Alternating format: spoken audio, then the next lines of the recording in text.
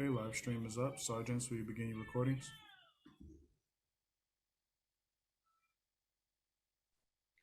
PC recording has started. Okay, good morning and welcome to today's New York City Council hearing on criminal justice.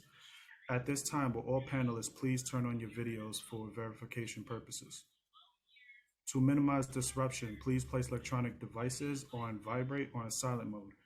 If you wish to submit testimony, you may do so at testimony@council.nyc.gov. Again, that is testimony@council.nyc.gov. Thank you for your cooperation. Chair, you may begin.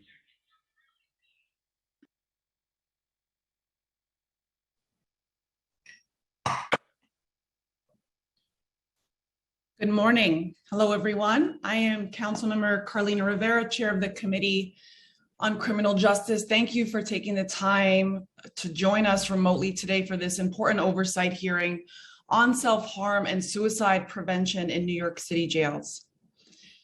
The individuals who enter the city's jails under incarceration are exceedingly vulnerable to violence of all kinds, including but not limited to self-harm and suicide. While incidents of suicide in the jails decreased from 8 reported between 2007 and 2011 to just 1 reported between 2018 and 2020, the veritable explosion in suicide incidents last year alone, when at least 5 individuals took their own lives, is deeply alarming, as is last summer's spike in self-harm incidents. Research from the Vera Institute shows that close to 15% of adults and 24% of young people engage in non-suicidal self-injury while in custody. For individuals with a mental health illness, the rate is closer to 61%. The U.S. Bureau of Justice Statistics reported that suicides accounted for 24 to 35% of deaths in jails from 2001 to 2019, confirming a national problem that is acutely seen here in New York City jails. I would be doing a disservice to all of us gathered here today and to the people of New York if I did not mention that suicides and self-harm injuries increased as conditions in the jails steadily deteriorated. Though a simple correlation, it is certainly not a stretch of the imagination to say that jail conditions meaningfully contributed to the uptick in suicide and self-harm incidents that occurred last year. Further, the ongoing staffing crisis underpins many of the compounding problems at Rikers Island, most relevant among them to today's hearing being a lack of access of medical and mental health care and the insufficient supervision of and support for individuals at risk of suicide. A letter penned late last year by Dr. Ross McDonald, Chief Medical Officer at Correctional Health Services, makes this abundantly clear. Dr. McDonald wrote, "The unavailability of staff has resulted in delays in transferring patients to clinics for care, to mental health units, or to hospitals, and has led to breakdowns in basic functions such as the observation of incarcerated people placed on suicide watch." This observation remains true today.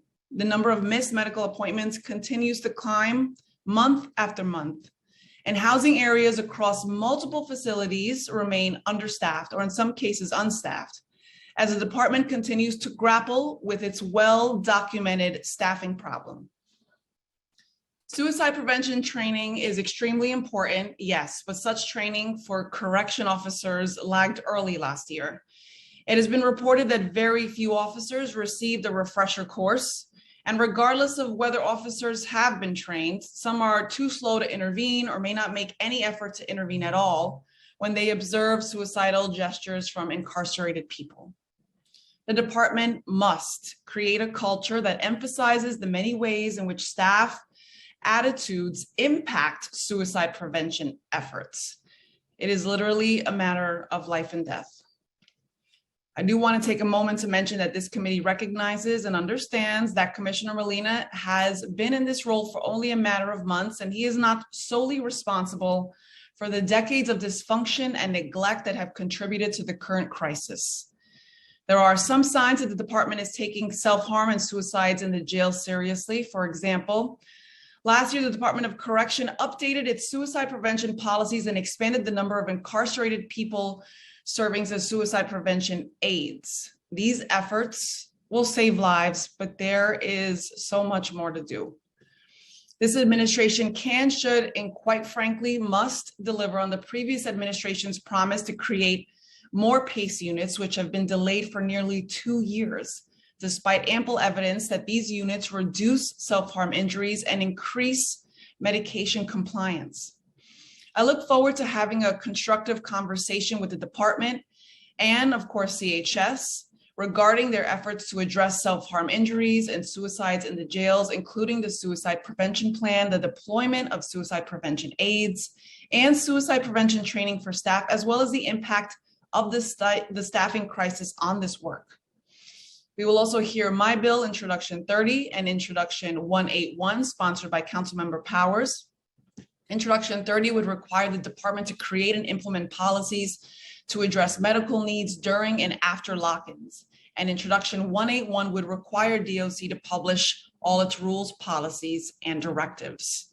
We look forward to hearing testimony from the administration, advocates, the families of those impacted, and the public on these two important pieces of legislation.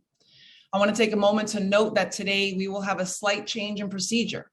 Instead of starting with the department, the first panel we will hear from is comprised of people who have been impacted by self-harm and suicide at Rikers Island. It is out of immense appreciation for their advocacy and tremendous respect for their grief, healing, and time that we welcome them to be the first to testify this morning. Thank you to committee counsel, Agatha, our policy analyst, Keishorn, for helping put together this hearing. And thank you to all the council members in attendance today. We have been joined by council members Hanif, Kaban, Schulman, Narcisse, Ressler, Stevens, and I'm sure we will be joined by others in the coming minutes and hours. I will now turn it over to committee counsel to go over some procedural items. Thank you. Thank you. I am Agatha Mavropoulos, counsel to the City Council's Committee on Criminal Justice. Before we begin, I want to remind everyone that you will be on mute until you are called on to testify. When it is your turn to testify, you will receive a prompt to unmute. Please listen for your name to be called, as I will periodically announce who the next panelists will be. The first panel will consist of members of the public. Next, we will hear from members of the administration. Then we will hear from additional members of the public. During the hearing, if council members would like to ask the question, please use the Zoom raise hand function, and I will call on you in order. Committee members will be limited to 5 minutes, including responses. For panelists, once your name is called, a member of our staff will unmute you, and the Sergeant at Arms will give you the go-ahead to begin upon setting the timer. Please wait for the Sergeant to announce that you may begin before delivering your testimony. We will now turn to our first panel. Please listen for your name. Once your name is called, please accept the prompt to unmute yourself, and the Sergeant at Arms will set the timer and announce that you may begin. Your testimony will be limited to 5 minutes. I would like to now welcome Akeem Browder to testify, followed by Melania Brown, followed by Candy Haley, followed by Madeline Feliciano. Akeem, you may begin when ready. Time starts now. Morning, everyone.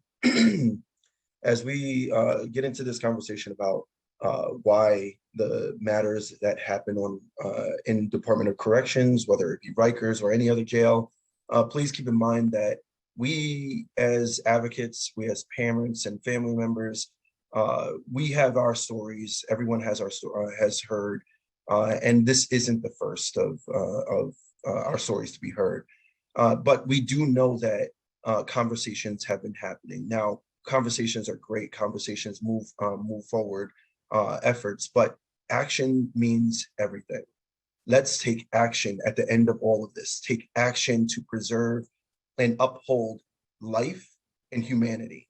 Khalif Browder, my youngest brother, did not deserve, nor does anyone deserve, to be tortured. And what we are facing is torture in these correction facilities. Correction has not been given. treatment has not been given, and we do know the results of these non-given or non-present help or support or corrective behaviors. One, we are innocent until proven guilty. So to even assume the thought of correction is less than half-hearted. But what Khalif experienced and what everyone experiences is torture. And when they enter into solitary confinement, whether it's for their own good, whether it's for the good of the staff or anything else, we can find difference. We can find humane ways to do things. However, this has not been the case for many people, and unfortunately, it was too late for Khalif Browder. My youngest brother did not go into the system with a mental illness, but he came out with mental illnesses. And those mental illnesses was due to the treatment given and inflicted on him, although he attested that I did not do this. I did not do this, so why am I being treated this way? And for that matter, he wasn't the only person, but Khalif suffered being beaten and then lied about. Khalif suffered being told, or the public being heard that Khalif tried to escape when we then found the videos and realized that the officers lied. How do we keep on allowing stuff like this to happen? And yet it's been 7 years since my brother died. May 25th is his birthday, coming up soon. And we're still talking about solitary confinement, although we've gotten promises from the mayor, promises from many elected officials throughout this state of New York to say that we would do something. Now, I'm personally conflicted. I have suffered from the Department of Corrections myself.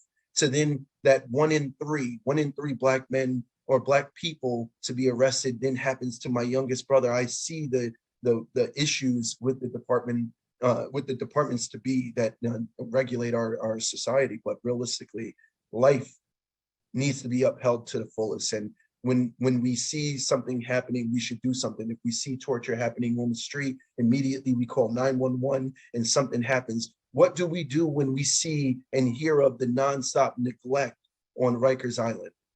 Do we call 911? Do we call our council members? Do we say that, hey, we made this call and yet our complaints are being fallen on deaf ears? It seems like that because Khalif 7 years ago took his life due to the conditions that he lived through and actually made it out being someone that had their charges dropped and wrongfully accused, and yet still committed suicide. And then to have my mom find him, who then lost her life due to her heart attack of seeing what happened to her child. I beg you first to understand this from a humane point of view. Our family members are tortured and we can't do anything about that while we're sitting back in our free stance and watching this happen, going to visits and realizing this happened, but we can't get justice for them.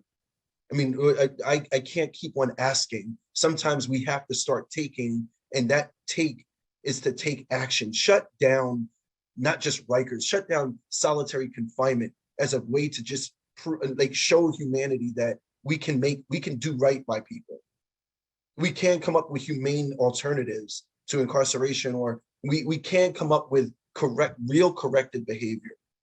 But this starts with everyone here taking action. So I ask all of you here, please let us know as family members that they didn't die in vain. Let us know what action you'll be taking and not just a conversation. Thank you, everyone.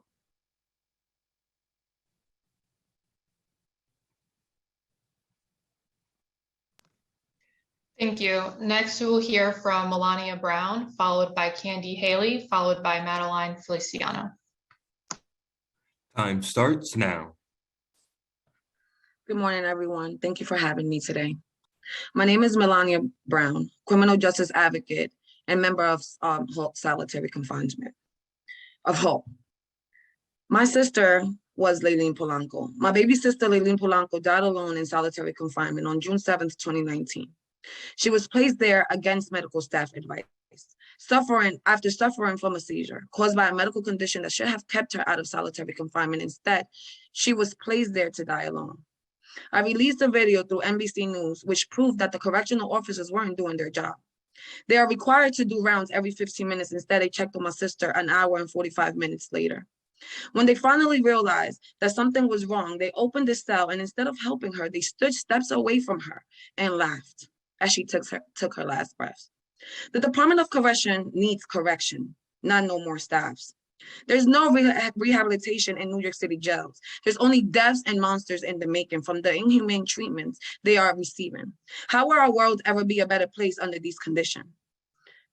My sister didn't only suffer from epilepsy. She also suffered from mental health problems, which a lot of our neighbors incarcerated suffer from or end up suffering from by the conditions they are under in these facilities in Rikers Island, which end up in suicidal attempts. My sister was a vibrant human being. She was my sister. I am my sister's keeper. Coming to these meetings really did a number. People in the facilities that are ran by New York City jails, New York City. These jails, Rikers Island, don't only cause mental health problems to the people that are living under that condition, but also the family members, as myself, who are left behind with a grieving heart. I will forever have to live a painful life sentence of not having my baby sister with me. I will forever have the image of that video of these correctional officers laughing at my sister instead of helping her. My sister was a vibrant human being who deserved to be alive today. My sister died because of an appointment that she missed at a meeting. She was placed in solitary confinement, which later claimed her life.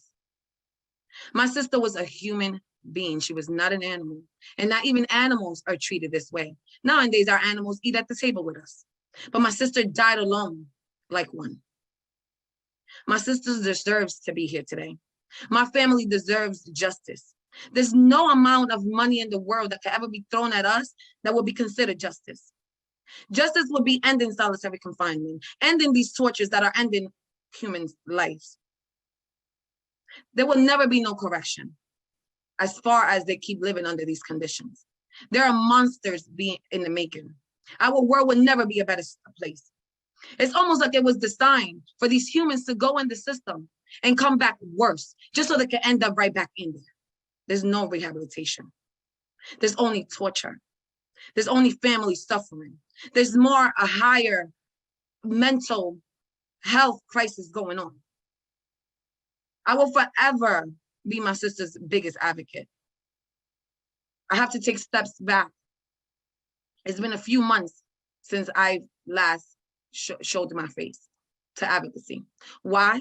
Because of the mental conditions that I'm under from not having my sister with me, from watching her last moments and seeing that our elected officials are not doing anything about it. Our mayor, our governor, instead of going in there and fixing and correcting the problem, they want to bring more torture into these facilities.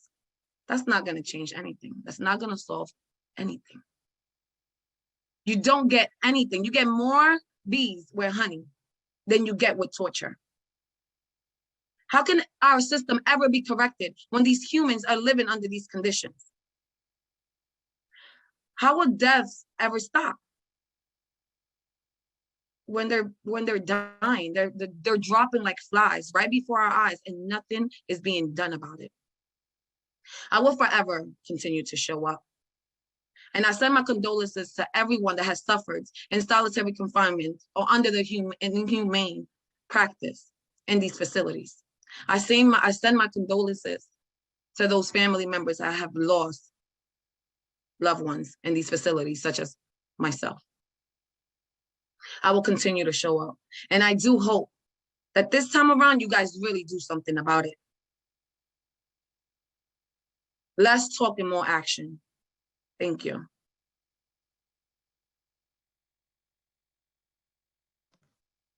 Thank you. Next, we will hear from Candy Haley, followed by Madeline Feliciano. Time starts now.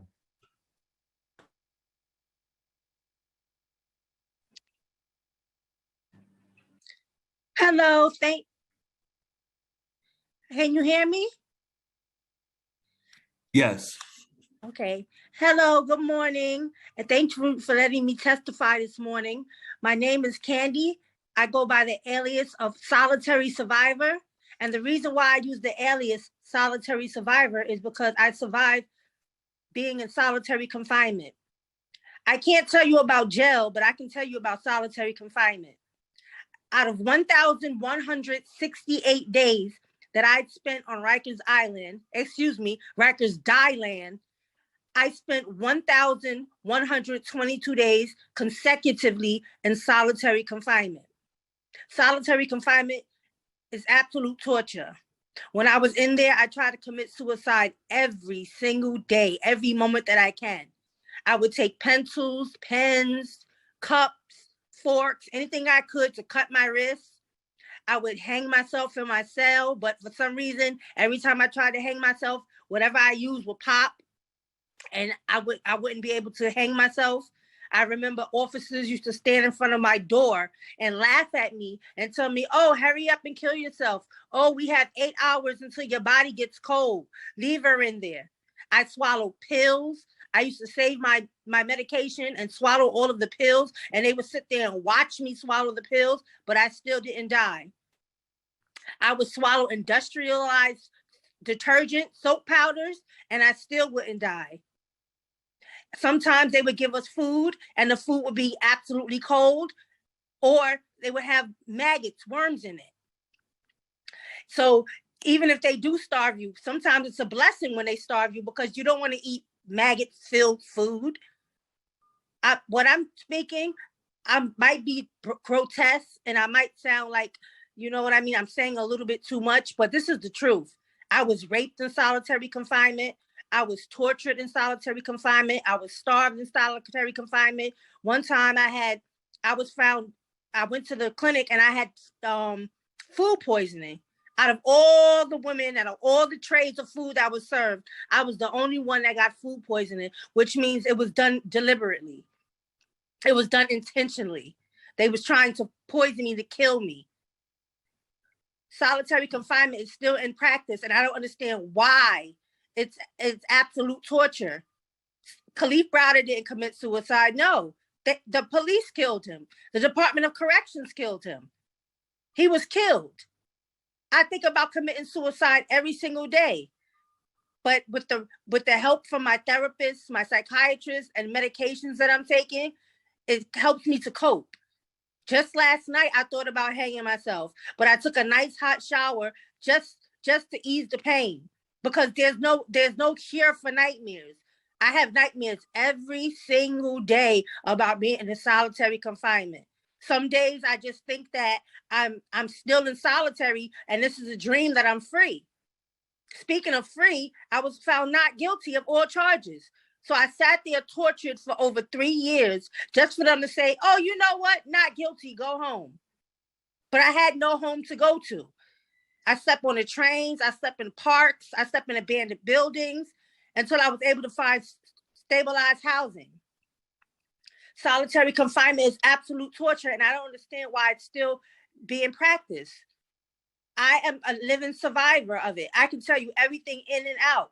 I was not raped by the gang members. They say there's gangs inside of there. The gang members didn't rape me. The Crips, the Bloods, the Nietas, the Latin Kings, they didn't rape me. It was the Department of Correction that raped me. They raped me of my soul. They raped me of my emotional health, physical health. I went in there with no mental health diagnosis, and I came out with several mental health diagnoses. I went in there with no physical ailments, and I came out with several physical ailments. I never wore glasses before. I have to wear glasses now. I didn't have scoliosis. I developed scoliosis in my back because they wouldn't give me a mattress. For 3 years, I didn't get a mattress. 3 years, no pillow, no mattress, just a hard bed frame. This is absolute torture. People say, "Oh, if you commit suicide, you're going to hell." Well, if you've been in solitary confinement, that is hell. It doesn't get any worse than that. It doesn't get any. A person in solitary confinement is not thinking about going to hell. What they're thinking about is going to heaven to get away from solitary confinement. Solitary confinement is hell on earth. That's where hell is. If I could describe it, it's hell. From the smell of urine to the smell of vomit, to the smell of feces. It's absolute torture. Time.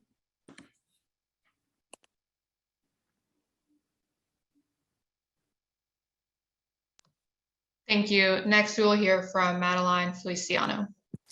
Time Hi. starts now. Hi, good morning. Thank you for having me. My name is Madeline Feliciano, and I'm the grandmother of Nicholas Feliciano. Nicholas was in custody of Rikers Island in November 27 of 2019. Nicholas, growing up, he always suffered mental health issues and suicidal attempts, and he used to receive treatment and was on medications for his mental health and suicidal attempts. On November 27, 2019, Nicholas was put in a holding pen where a week before another person had attempted suicide with a pipe on the ceiling in that same holding pen 11. On November 28, 2019, I got home to find a written note on my mailbox saying for me to contact a number in reference to Nicholas. I felt immediately a fear in my heart that something had happened. I called the number and I was told that Nicholas was at East Elmhurst Hospital, that something had happened. I asked if I can go and see him, and they said that I needed to get transferred to DOC prison ward at East Elmhurst Hospital. They said I couldn't visit him until the next day. I had to visit according to DOC visiting hours and days, while Nicholas was in ICU on a ventilator, fighting for his life, which I wasn't even aware of his condition or what had happened to Nicholas. When I spoke to the doctors, they said that why nobody had contacted me. It was already the third day when I seen Nicholas being in the hospital. And when I seen him at the hospital, my heart just got ripped out. I was heartbroken when I seen the condition my grandson was in. He was on a ventilator and he had bruises and he was in an induced coma. And nobody could have explained to me what had happened to my grandson. Once again, DOC failed us. My grandson was left alone for 7 minutes and 51 seconds by officers. Nicholas was left hanging while a captain and other officers ignored him and encouraged him.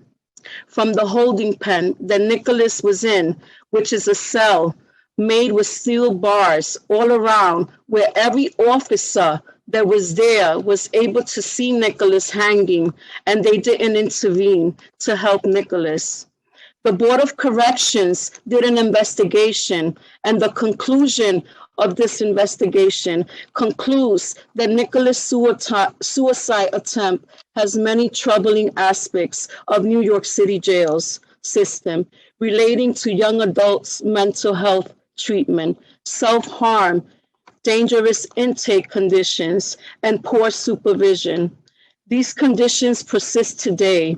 It is the board's hope and the public of DOC and CHS can learn from our findings, and the agencies can implement our recommendations for future tragedies. Meanwhile, Nicholas has spent 2.5 years at the hospital undergoing treatment for his anoxic brain damage. Nicholas gets occupational therapy, physical therapy. Nicholas has a cognitive impairment, speech impairment. He has been diagnosed with anoxic brain damage due to the amount of time he didn't get oxygen to his brain. For 7 minutes and 51 seconds. This could have been prevented if these officers would have done their job and not leave Nicholas hanging for 7 minutes and 51 seconds. And these officers are still at Rikers Island working even after there was a Board of Corrections investigation done, where all findings are on the Department of Corrections' fault. Every day I see my grandson suffering, fighting to live day to day. No one will ever understand the suffering that Nicholas is going through and the pain that he is going through. The pain I have in my heart seeing my grandson trying to walk, trying to talk, trying to eat, not being able to get some air or even some sun is a struggle. Our lives will never be the same. He is not the same young man that he was. He's unable to play basketball, football, family activities, finish school, or even work. Our holidays have not been the same. These officers have caused damage to my grandson and our family. I am asking for justice for my grandson and every other life that's been affected at Rikers Island. These officers need to be held. Yes. These officers need to be held accountable for the neglect and effortless and premature investigations. Is a repetitive behavior by the department. And for that reason, this is why it's a constant problem at Rikers Island. These officers need to be held accountable immediately. I will continue to be my grandson's voice and every other life that has been lost or impacted by the neglect of the Department of Corrections. How much longer is going to take for the system to make changes? This is an ongoing problem at Rikers Island. The city, the mayor, the governor need to make changes so that no more lives can be affected. It is inhumanitarian and it deprives people's lives. After Nicholas' tragedy, many more lives have been lost and have been affected. The Department of Corrections and supervision needs to make changes. I ask the city for justice for what has happened. These officers continue to work and not have accountability. That is not right and it's not okay, and changes need to be implemented. Thank you. Thank you. We will now turn it over to questions from Chair Rivera. Panelists, please stay unmuted if possible during the question and answer period.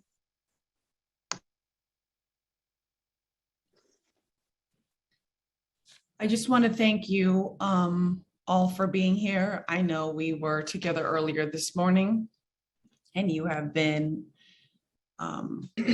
counsel and being a great advocate for your families. You've done this consistently, and I know reliving and retelling the stories and experiences is not easy, and I know why you do it, and we're very thankful. I want to see if any of my colleagues have any questions for the families here today, and I know we all want to hear from the department, who I'm grateful to for being here and listening. Thank you. First, we will hear from Councilmember Caban. If any other council members would like to ask a question, please use the Zoom raise hand function now. Starting time.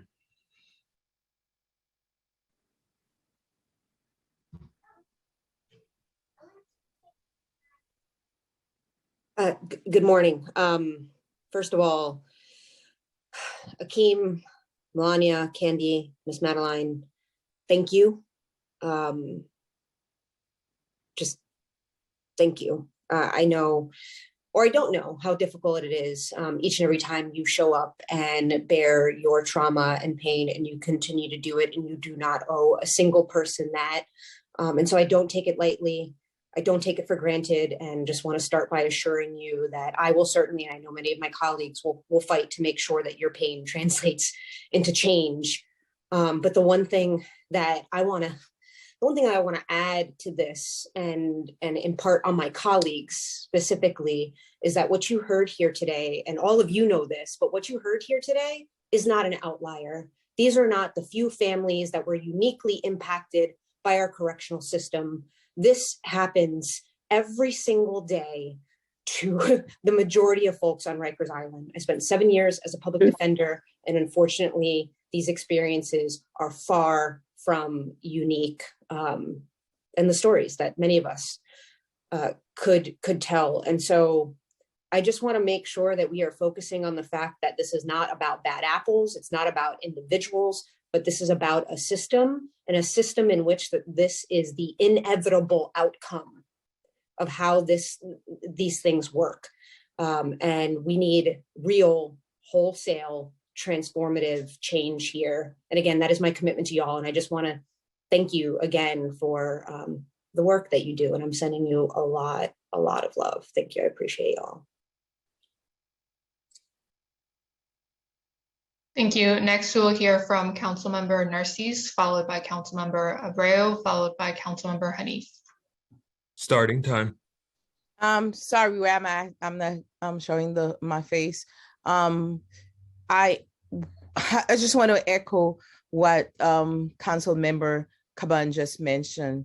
We are listening to you, and thank you, Chair Rivera, for doing the work and be committed. I'm listening to you too. It's hard.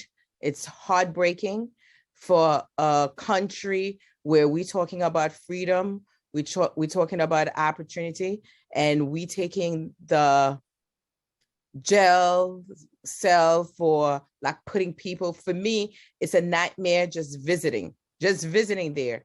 And thank you for Council Member Rivera, Chair, that took us there. And I could not believe my eyes. And up to now, it's a nightmare for me just seeing it. I just cannot imagine you going through the process. So if one thing, we are committed to look for a different way of doing business. We cannot talk about the greatest city, the greatest country in the world, and we're treating our people like that. It's unacceptable. It's not supposed to happen. And we, in 2022, it should be a place where we rehab people. Rehabilitation is important. We need to give people opportunity. And I'm not saying that we can fix it overnight, but we are committed. This city council members, all we talk about is opportunity, how the best way we're gonna make this. And you can rest assured, we're not gonna go and ignore it. We're not gonna go and might just continue the same thing as usual. That's the reason that you have a chair like Kalina Rivera asking the right question. And we are all here to support, to make sure we have a better system in place. And people don't belong in jail. People need to be a place where they can have the rehabilitation they need, whether it's mental, we need to have more setup to educate, to continue giving the opportunity. That's all I can say. Just, I can feel you, Madeline. I can feel your pain. Helly, I can feel it. And brother, so your brother, Akin, I can hear you. We are here for you, and we're gonna do everything we can do to support. So thank you for coming here. I know it's not easy. Thank you. Thank you. Next, we will hear from Councilmember Abreu, followed by Councilmember Hanif. Starting time. Well, I just want to thank you, Madeline. Thank you, Candy. Thank you to Akeem. Thank you to Melania. Your powerful testimony today is very courageous. I just want you to know that we are listening to you under Carlina Rivera's leadership. She's going to make sure we're asking all the right questions to help tackle this issue head on. There's a better way, and we know that. We need to end solitary confinement. It's that simple. Thank you.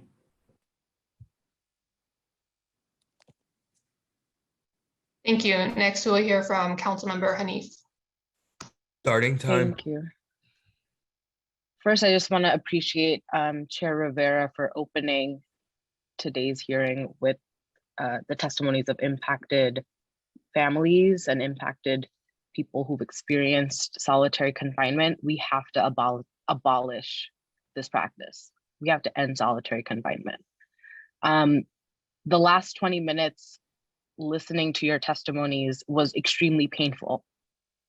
Like, my body is fuming hearing your truths, hearing the violence that your family endured, Candy, you endured, and the ways in which families have been experiencing the devastating repercussions and consequences. I'd love to learn a little bit more, Candy, from you about the support services that you've described. I think that would be really good for me to understand a little bit more about day to day, what kinds of services are helping you, what additional resources that you need that this council can continue to speak up about and invest in. Candy, thank you. Thank you for sharing. Your testimony was the hardest for me to sit through. That was really hard to hear. And so I can't imagine what you're going through day to day, and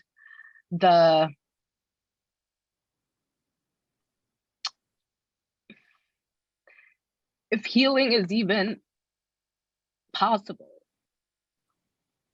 So I'd love to hear from you just a little bit more about your story and the resources that you need. I'm committed, this committee is committed. This council has been standing up to the administration since the beginning, led by Councilmember Caban, when we had put out a letter saying that we need to halt solitary confinement. That's where we stand, that's what we're committed to. So Candy, if you feel comfortable to expand on your testimony, I'd love to give you the floor.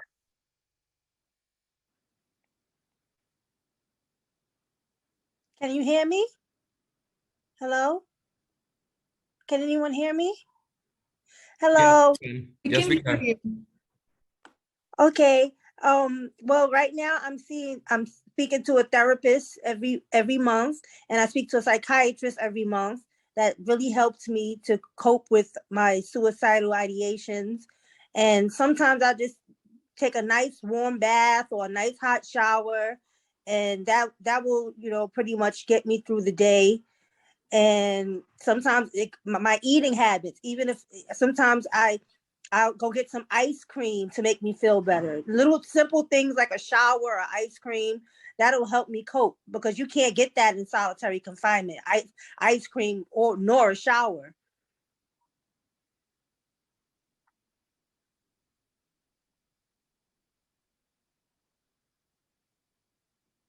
Do others want to chime in? I know the families talked about just your own experiences with mental health issues, or just the impacts of needing to retell these stories over and over, whether at the hearings or rallies. Akeem, I saw your hand up.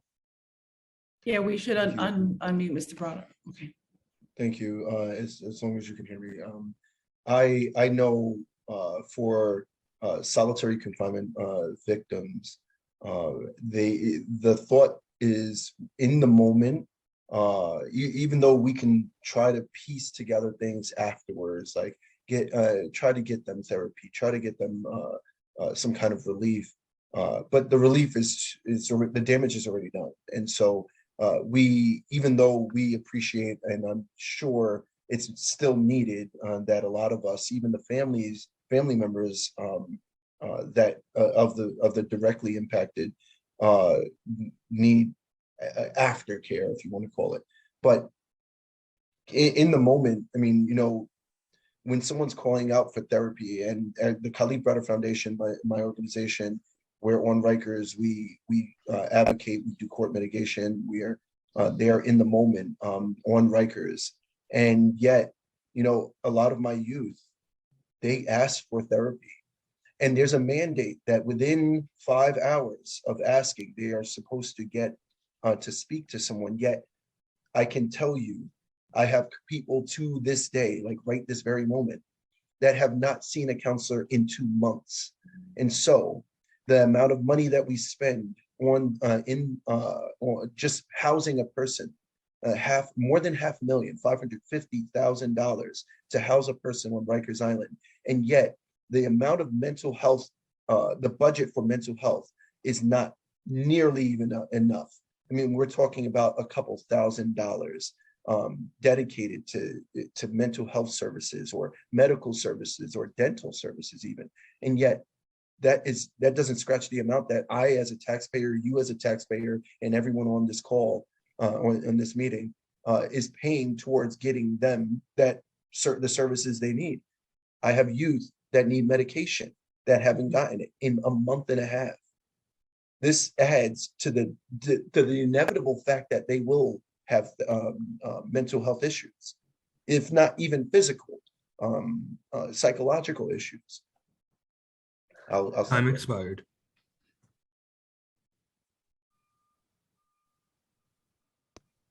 Thank you. Next, we will hear from Councilmember Schulman. Starting time.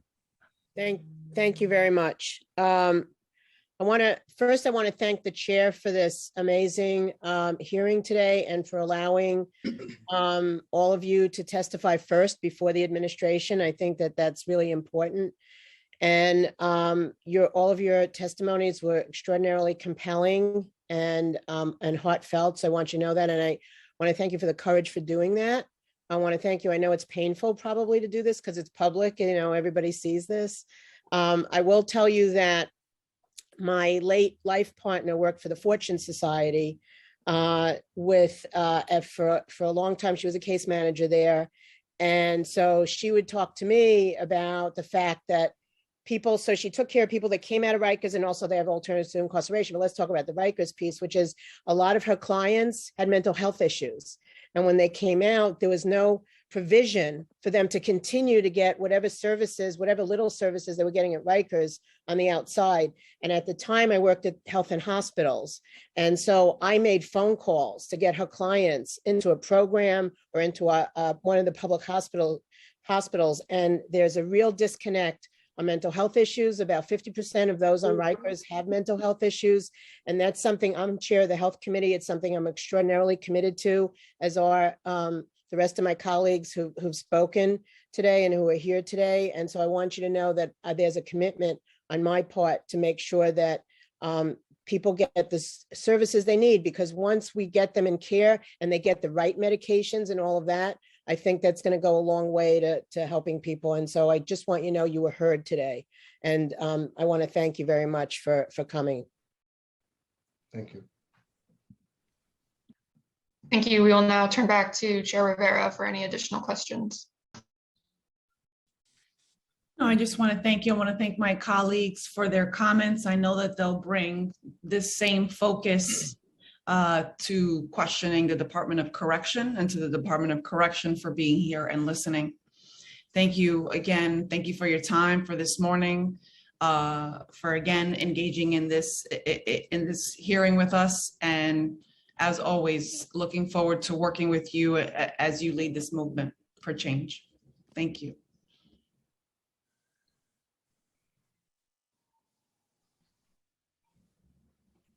Thank you. Now we will turn to our next panel of the administration. I will administer the oath to all members of the administration. After I say the oath, please wait for me to call your name and respond one by one. Please raise your right hand. Do you affirm to tell the truth, the whole truth, and nothing but the truth before this committee, and to respond honestly to council member questions? Commissioner Luis Molina. I do. Chief of Staff Kat Thompson. She's not present. Chief of Department Kenneth Stokes. Yes. Deputy General Counsel Melissa Guillaume. Yes. Executive Director of Health Affairs Rabia Gaynor. Yes. Chief of Mental Health for CHS Dr. Bipin Subedi. Yes. And Senior Vice President for CHS, Dr. Patricia Yang. Yes, I do. Thank you. We will now proceed with testimony from the administration. First, we will hear from Commissioner Molina, followed by Dr. Subedi. Commissioner Molina, you may begin when ready. Good morning, Chair Rivera and the members of the Committee on Criminal Justice. I am Luis Molina, the Commissioner of the Department of Correction. I am joined today by the Chief of Department, Kenneth Stokes, Deputy General Counsel Melissa Guillen, Executive Director of Health Affairs Rabia Gaynor, and I thank all of you for this opportunity to discuss this important matters and my commitment to addressing them. I want to thank the family members for sharing their stories and experiences. I know it's not easy to discuss the tragic events and experiences that you experience in your loved ones in a public setting. I take your experiences and the experiences of your loved ones to heart, and you have my sincere commitment as the leader of this agency to enacting meaningful change within our city's jail system so that tragedies like these do not occur again. While I have never experienced the pain from the loss that the family members described, I do understand the feeling of despair. I myself remember like it was yesterday, even though it was more than 20 years ago. As I have shared with this committee before, a member of my own family experienced incarceration. And I remember feeling despair that they had lost all hope to survive their incarceration at that time. We still had years to go before ending. I can remember traveling across the country while other family members traveled for hours by bus from the Bronx to visit them. And by the grace of God, it was my family member's visit day. And that family visit, that family intervention allowed them to survive incarceration. So while I do not pretend to know the pain of the loss the family members experienced and described this morning, I recall my own despair of the possibility of losing my family member to self-harm and possibly never having another moment to tell them how much I love them. As the family members that were on the panel have laid bare, it is undeniable that the past 2 years have brought about immense hardship, anxiety, and grief. 5 individuals in custody have lost their lives to suicide since the beginning of this pandemic. Ryan Wilson, Javier Velasco, Wilson Diaz Guzman, Segundo Gualpa, and Brandon Rodriguez. These deaths are tragic, and my condolences go out to their families and loved ones. I understand that the lack of information in the deaths that have occurred over the past 2 years has been painful and frustrating for the family and loved ones of these individuals.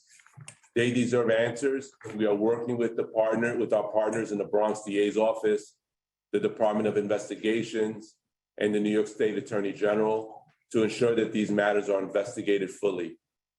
In order to preserve the integrity of the cases and ensure that outcomes are fair and just for everyone involved, the department is unable to comment or provide information related to these incidents until all investigations have been closed. However, we are committed to working with family members and loved ones and providing them with information that is readily available to us or directing them to the appropriate authority that is best positioned to provide a response. Our jails, like jails everywhere, are a reflection of our community. The people that work and live in our jails come from our communities and bring issues experienced by our communities with them to our facilities. Because of this, we cannot talk about issues related to mental health within our city jails without acknowledging the larger context, which is that all New Yorkers have collectively experienced tragedies and loss over the past 2 years. Our lives were utterly upended and in all likelihood forever changed by the global pandemic. We lost family, loved ones, co-workers, and community members across the city. New York City jails were not spared. In the face of all this, department staff continue to report to duty, and people from our communities continue to be admitted into custody, into facilities that were not designed or equipped to handle the impact of the pandemic. As a result of the pandemic, the department was forced to fundamentally change how our jails operate. Programs and services that supported people's well-being and hope for the future were suspended, leaving them with little to do and fewer means of coping with increased stressors. Visitation with family and loved ones was abruptly suspended during a time of incredible anxiety and many unknowns, when many of us wanted more contact with family and loved ones than ever. Quarantine protocols further isolated individuals within the jails. The impacts of the pandemic were felt throughout the justice system, which led to delays in court processing, increasing lengths of stay, while many New Yorkers were able to shift to remote work to grieve and adjust to the challenges of the pandemic from afar. The majority of our staff came to work during the height of the pandemic and continue to do so today. Neither our jails nor our staff were ever intended to support a population under these circumstances. These measures and the systemic disinvestment in our city jails and workforce had a profound impact on the mental health and overall well-being of those in our care and those that work in the jails. I do not think these challenges are insurmountable, but I do acknowledge that we have a lot of work ahead of us. We must all collectively as a city work together to improve the conditions within our jails. My vision for this agency is to create a culture of discipline and service to persons experiencing incarceration, working collectively with all stakeholders throughout the city and the justice system to create an operational ecosystem of safety and rehabilitation. Some of this work has already begun. While staffing is not where I want it to be, over 1,300 officers have returned to work since the beginning of the year, which has allowed the department to shift 5 out of 8 facilities back to 8-hour tours of duty. These shifts have allowed us to begin normalizing operations and will enable us to move forward with strategic reforms that will create safer, more humane jails. As COVID positivity rates have come down, we have worked diligently to reinstate vital programs and services for people in custody. External programs returned to the facilities in January, in-person visitation resumed in February, and in March, we held congregate religious services to celebrate Purim, Ramadan, Easter, and Orthodox Easter. We look forward to resuming more congregate programming in a safe, gradual manner in the coming weeks to help restore a sense of normalcy for the people in custody and provide them the support they need and deserve. Although programs and services can provide an important baseline for wellness and stability, over the past several years, we have seen a significant increase in the percentage of the New York City jail population that struggles with mental illness. Today, roughly 50% of the jail population is receiving mental health services while in custody. Many of these individuals are entering our jails with pre-existing conditions, such as mental illness or substance abuse, and must contend with the psychological and emotional dysregulation of incarceration. We are proud to partner with Correctional Health Services, who provides health and mental health services across our facilities to support these individuals while they are in our custodial care.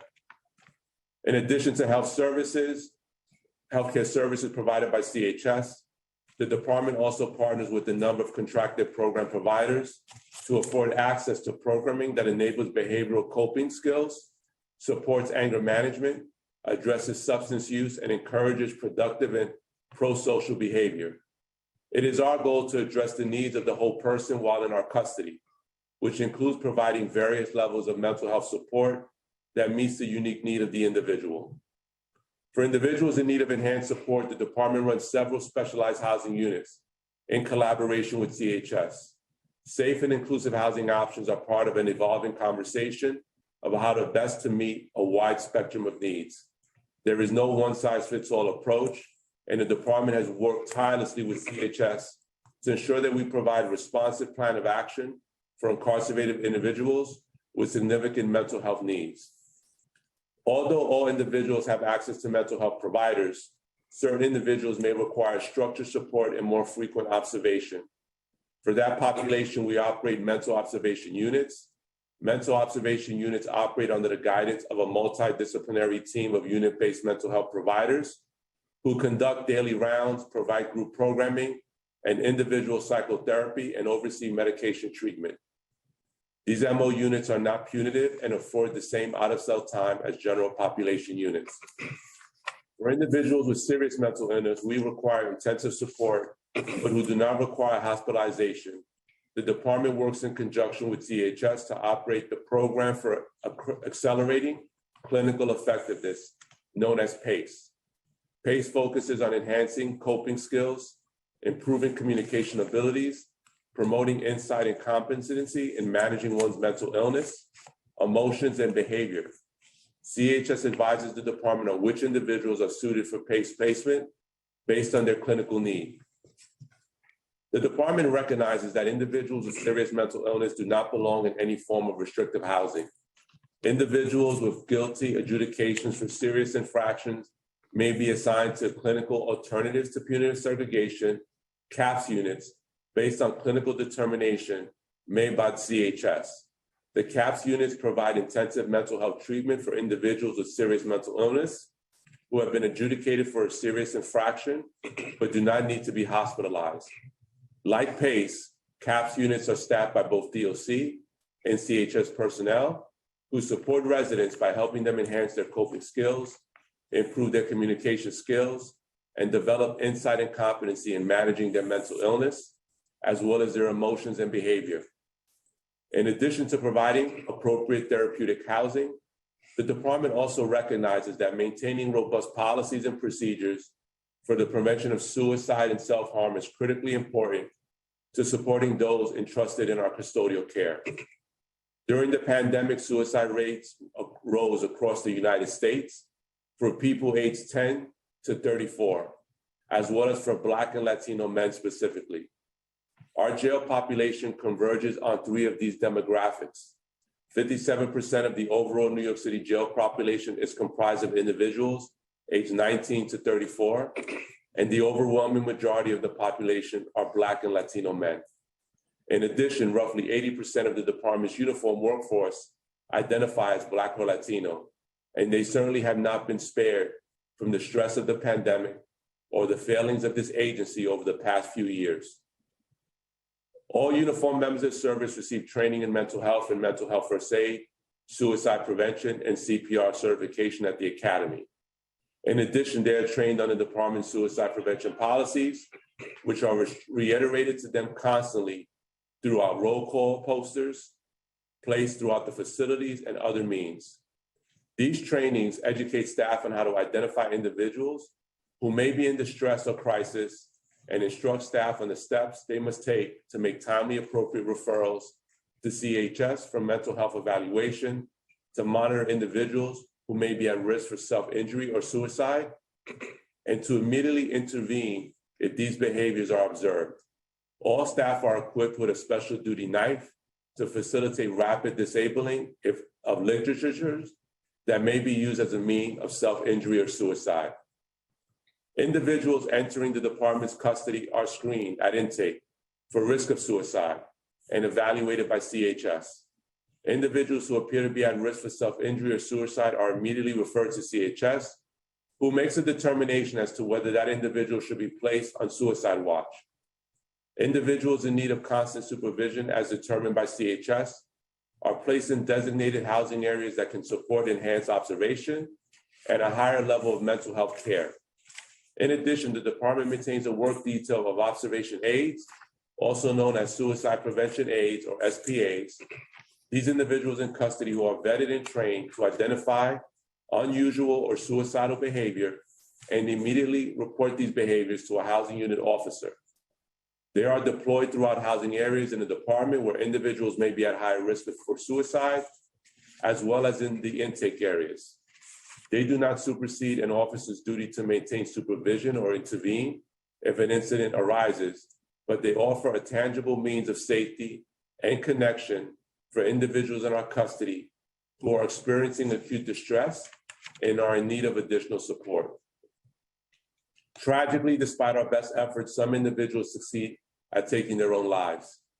Whenever an individual in custody passes away, we deploy our ministerial services staff to make an in-person notification to the next of kin that has been identified by the individual. Our chaplains deliver this terrible news with compassion and stay with the family member or loved one to process the loss, pray, and help them cope. In addition, we have recently instituted a policy whereby DOC social workers and counselors will respond to a housing area or other affected area following a loss of life to engage with the people in custody who may have witnessed the event and provide support and trauma-informed care. DOC staff will also make referrals to CHS mental health staff for further treatment and follow-up. While these efforts provide a safety net for individuals in our custody experiencing profound mental distress, the reality is that a jail setting is not appropriate for individuals with acute mental health needs. As a city, we need to support efforts for alternatives to incarceration, which will divert certain eligible people away from jail with appropriate supervision in the community in a place of pretrial detention. We should be supporting efforts to increase the presence of mental health and substance abuse courts. These courts provide a holistic approach at case processing, and in conjunction with treatment programs and case managers, these courts support people who enter into the criminal justice system as a result of their mental health or substance issues, and who should be treated as such during the criminal justice process. I believe we also need to bolster supportive housing which I know is a focus for this city council. For my part, you have my continued commitment to improvement and reform. I know that implementing best practices and sustaining minimum standards cannot exist without a timely and meaningful discipline process for our staff, which quite frankly has never existed in this department. For all the public rhetoric of prior administrations, when comparing the same initial time in office to the prior two commissioners, I have closed out and administered final disciplinary disposition in over 725 disciplinary cases, while prior two commissioners closed only 322 and 208 disciplinary cases respectively in the same time frame. If leadership at its highest level does not hold people accountable, that lack of accountability trickles down to all supervisory ranks and does nothing but normalize mediocrity. This attitude and the environment it has created in our jails has led to failures of the past 2 years and include the tragic loss of life, and it will not continue. Now I will address the two pieces of legislation being heard today. Regarding Intro 30 related to medical access during lock-ins, my team is reviewing the language and looks forward to working with council on this important issue. We are committed to providing access to healthcare to all people in custody, and we work closely with CHS to make this happen. Regarding Intro 181, related to public available department policies, we are also reviewing the language of this bill and are certainly willing to do a review of our current policies and determine if there are more that can be posted online in the meantime. Before I conclude, I would like to remind the council and the public that my team, in the very limited ways in which we can publicly discuss any specific case related to self-harm or suicide. Regardless, we appreciate the opportunity to discuss mental health support and self-harm and suicide prevention efforts within our jails. And we welcome any questions you have at this time. Thank you. Now we will turn to Dr. Subidi. You may begin when ready.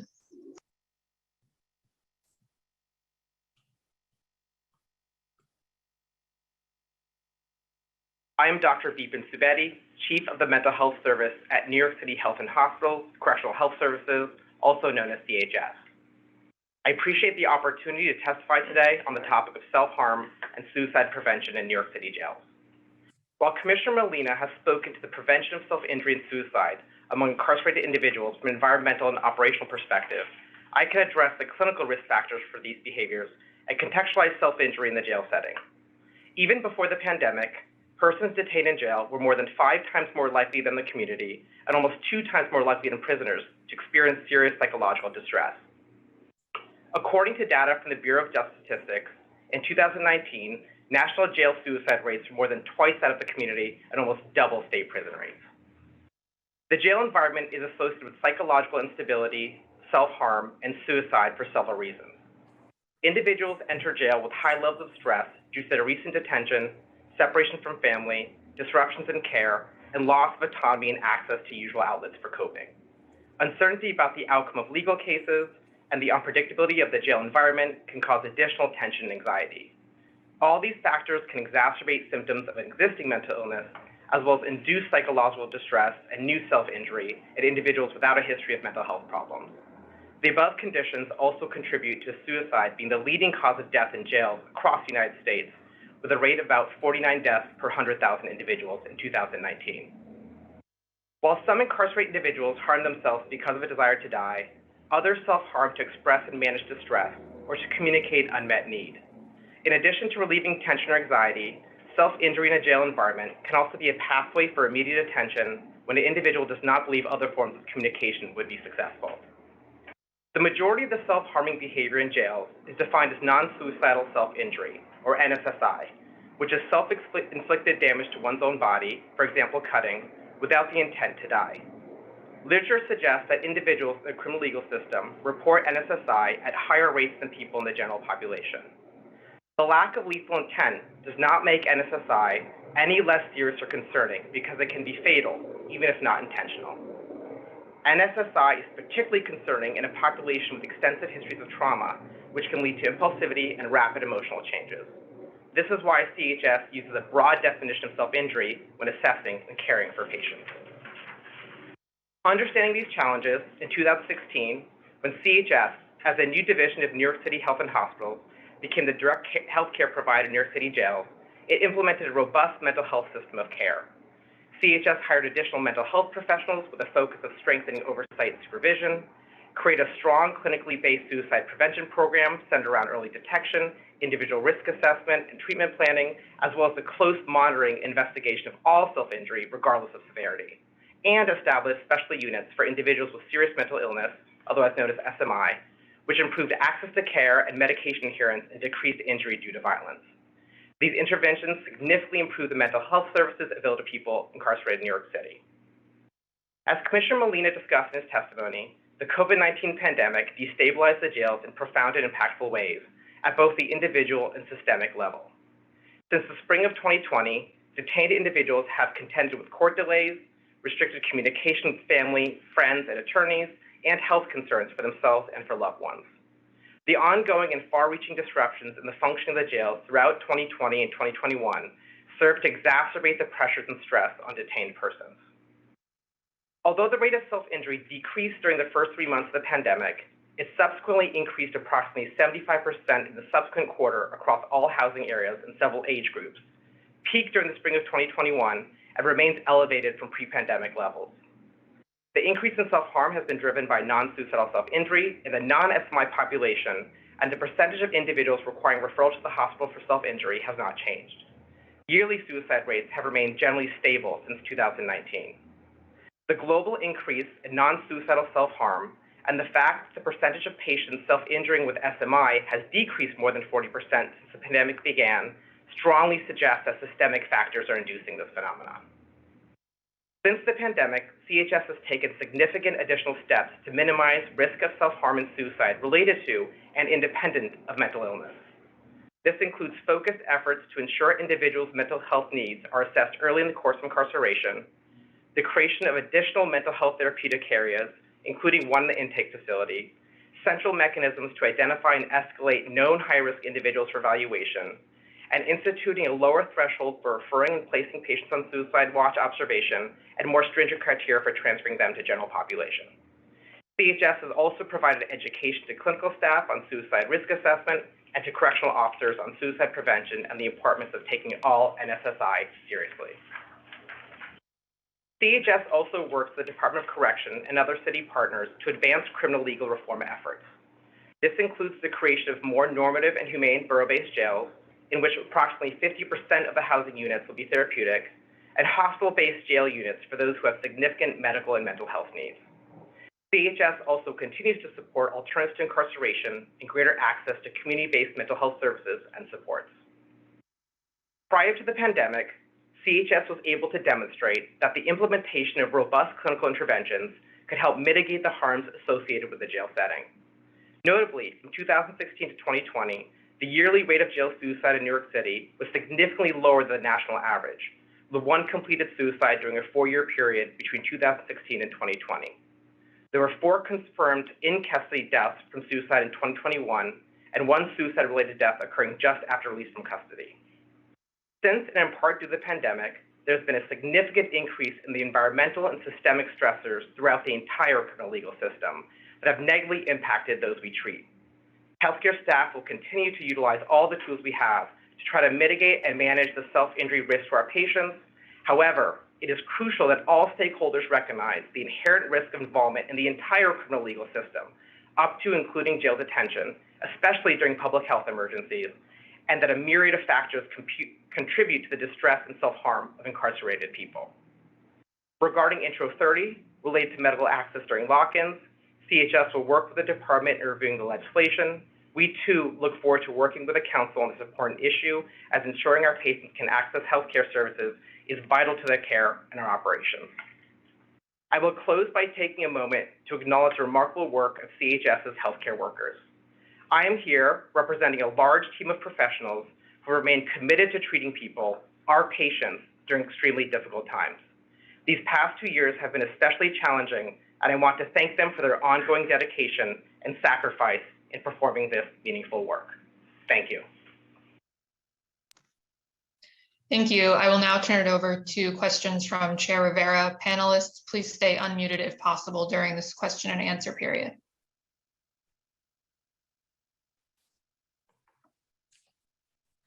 Good morning. Thank you for being here. Thank you for listening to the families who testified before you all, and for remaining with us throughout the duration of the hearing. So where are suicide prevention aides deployed in the facilities, and how many are in restrictive housing and new admission? Good morning, Chair. I'd like to have our Executive Director, Rabia Gaynor, respond to your question. Thank you, Commissioner. Good morning. My name is Rabia Gaynor. I am the Executive Director of Health Affairs. So to answer your question, the suicide prevention aides, also known as SPAs, they are within the MO units.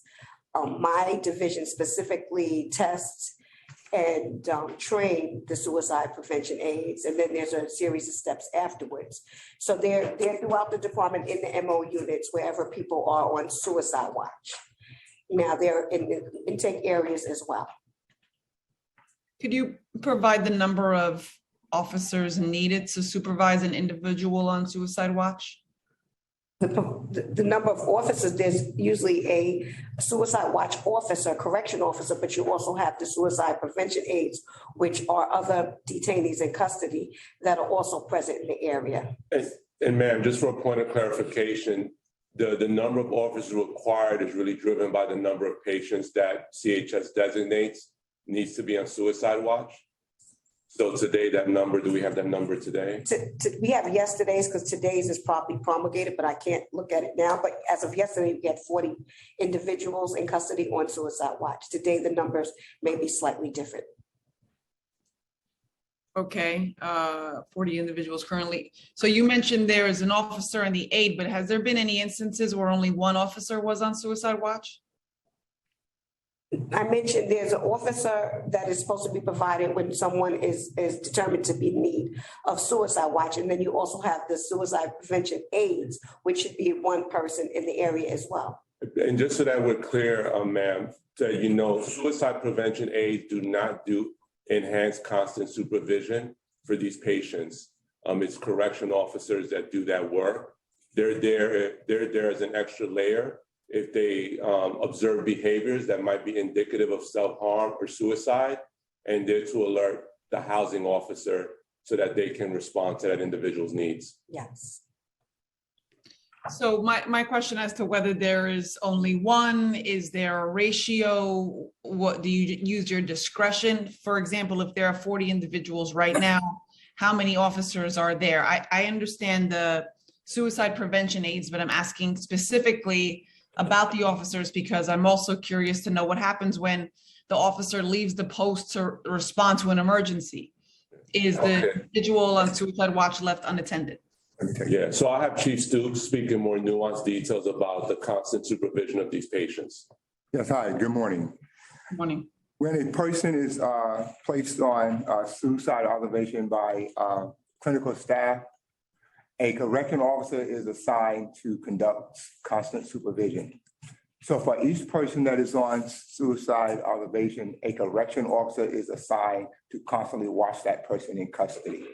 If that person has to depart the area for any reasons, that correction officer follows that person on that unit.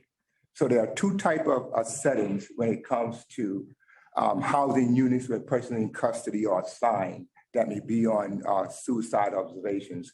It may be what is defined as a cell area where the person is assigned to a cell, or it may be assigned to a dormitory setting where there's multiple people, but in an open congregate style setting. So for each person that is assigned to a cell area, there is one person who is dedicated to watch that person in custody.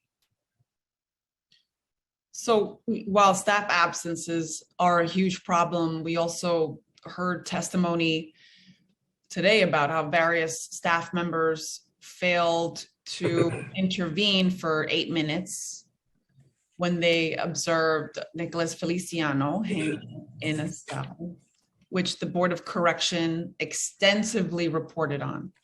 What specific actions have been taken to hold staff accountable and to prevent such a horrible situation from ever happening again? When it comes to staff discipline, we have a disciplinary process as it pertains to discipline when persons in custody engage in self-injurious behavior resulting in death. These serious incidents, including death in custody, are investigated internally and externally, and depending on the case, externally, and discipline may be pursued depending on the outcome of that investigation. Discipline may be issued for failure to adhere to one of many departmental policies during the course of the incident or related to the actual incident.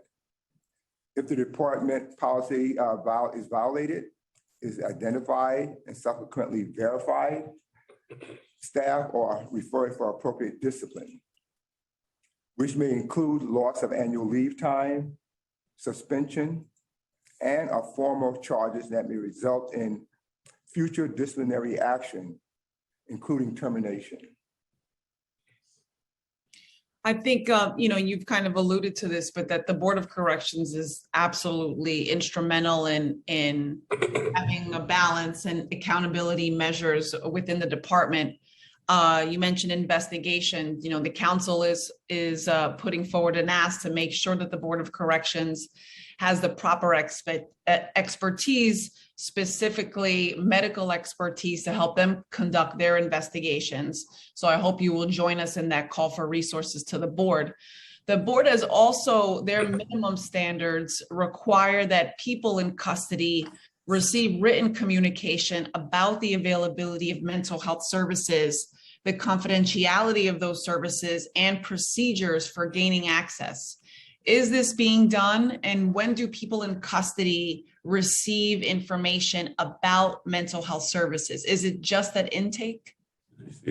So ma'am, I'd like to refer that question to CHS since it's very medically related to people's health care. For individuals that are presented to CHS for evaluation, we do inform them about their right to treatment and available services, as well as pathways for connecting with us. Can you give us a little bit more detail on these services? I think you've heard some very compelling testimony on availability. So a bit more detail on the mental health services, kind of the process. If someone is identified, if someone is observed, what is the process from there? Sure, absolutely. So we begin our screening of individuals in the system prior to arraignment through our EPAS services. Then, we do screenings there for both medical and mental health needs and services, and can divert people to hospitals if needed. For those that are brought to the city jail system after arraignment, we both look at screening forms performed by DOC with regard to suicide and mental health needs. Medical intakes are then performed within 24 hours of being brought to the jail. During the medical intake, there's a screening for mental health needs, and then that guides referrals to mental health. In mental health, we see all individuals who are referred within 72 hours and have pathways to expedite people to be seen earlier if they have more urgent needs. And this includes acute suicidality. Once mental health evaluates an individual, we then perform a complete clinical evaluation as well as determined clinical risk, and that really guides the level of care that we refer that individual to. So that can include general population care, which means that an individual may be in general population housing and then come to a clinic for their needs, both psychiatric or in terms of therapy. For individuals with serious mental illness or who are more functional risk in the jail setting, we then refer them to our mental health therapeutic housing units. And there's 2 levels, MO and PACE, and where someone goes really depends on the level of care that they need. Thank you. I just want to acknowledge we've been joined by council members Brewer, Abreu, and Carr. So thank you for that. And you know, we've heard testimony about how the devastating harm of solitary led Khalif Browder to die by suicide even after he was released from jail, in line with studies that show that solitary increases death by suicide post-release. How many incarcerated people are currently on suicide watch? You mentioned 40 individuals in custody, but I wanted to make sure I understood that number. And where are they housed? How long on average does an incarcerated person remain on suicide watch? And what are the criteria to place a person on suicide watch? I know you touched on that, but would appreciate more detail. And those criteria are developed exclusively in consultation with CHS? Yeah, so I'll answer. First of all, the department, DOC, does not determine who goes on suicide watch. It's determined by Correctional Health Services. So once they notify us through a transfer notification form, we're notified that we are to find and assign a officer to provide one-on-one watch to the individual. So as I stated earlier, as of yesterday, we had 40 people currently on suicide watch, and they are housed, to answer your question, in the mental health housing, whether it's the mental observation housing or any of the specialized housing that we discussed earlier, such as CAPS or PACE. So what changes have been made to make mental health services readily and frequently available to incarcerated persons, including the young adults on Rikers? Well, we provide opportunity access to care to mental health.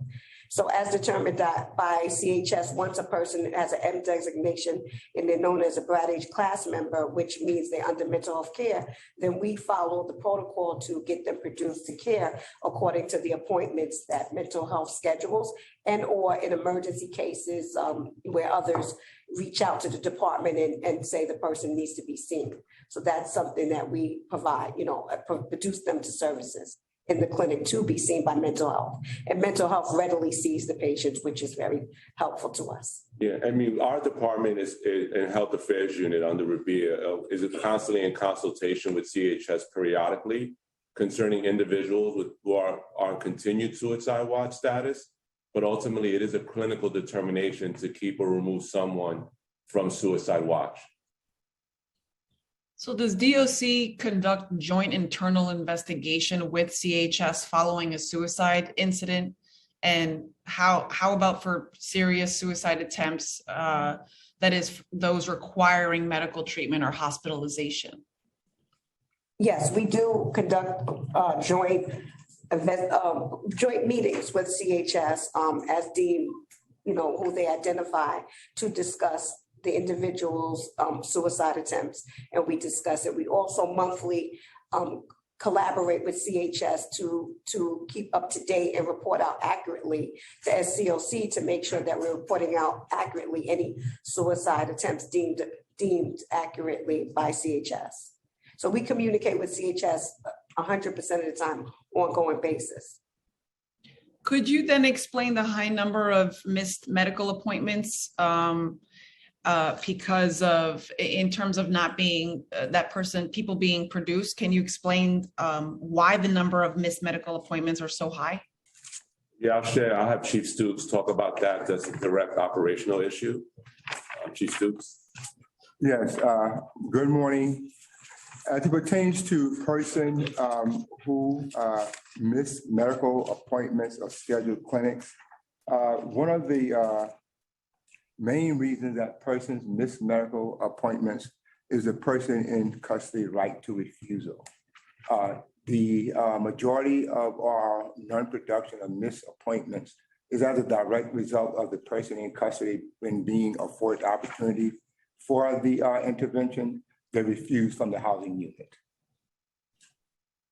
Do you have, I realize what the majority means, but do you have like actual numbers as to how many appointments and the percentage of those that were because of those reasonings? And whether after this or during the hearing, can you send us that breakdown?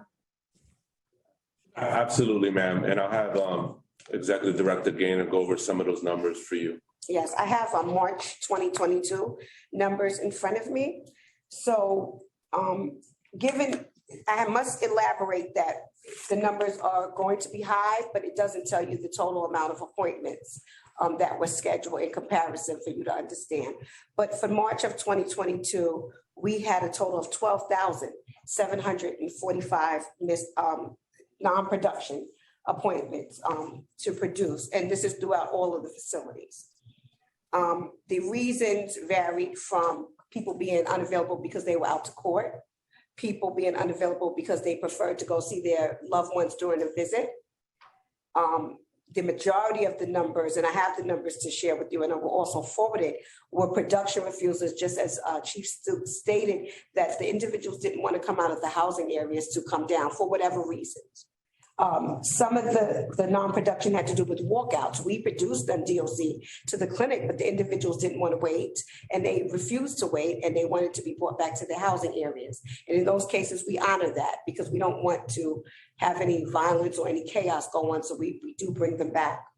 Many of the cases were due to programming. They had other programming going on. They wanted to go to that. A few were barbershop, and a few were recreation, and then a few were other. And so, so that total amount added up to 12,745. And Madam Chair, we'll send you the reports to your team, but the reports are also published on our website. How long does it take on average for the Department of Corrections to complete an internal investigation, specifically for those involved medically with self-harm or suicide attempt? So we do conduct preliminary investigations with our partners with CHS. What I will tell you is that a lot of that preliminary work is then shared with the oversight bodies who are conducting those said investigations. Those oversight bodies include the State Commission on Corrections, also known as the SCOC, the Board of Corrections, and may also involve the Bronx DA's office, the Department of Investigations, as well as the New York State Attorney General's office. So on average, it really depends on the situation, but we don't really control the timeline of when those investigations are completed with those other oversight bodies. When you conduct an investigation, are the families informed of your findings? So we can help with the families to direct them with the other oversight bodies that can provide them additional information. Likely that information would be provided when those investigations have been concluded.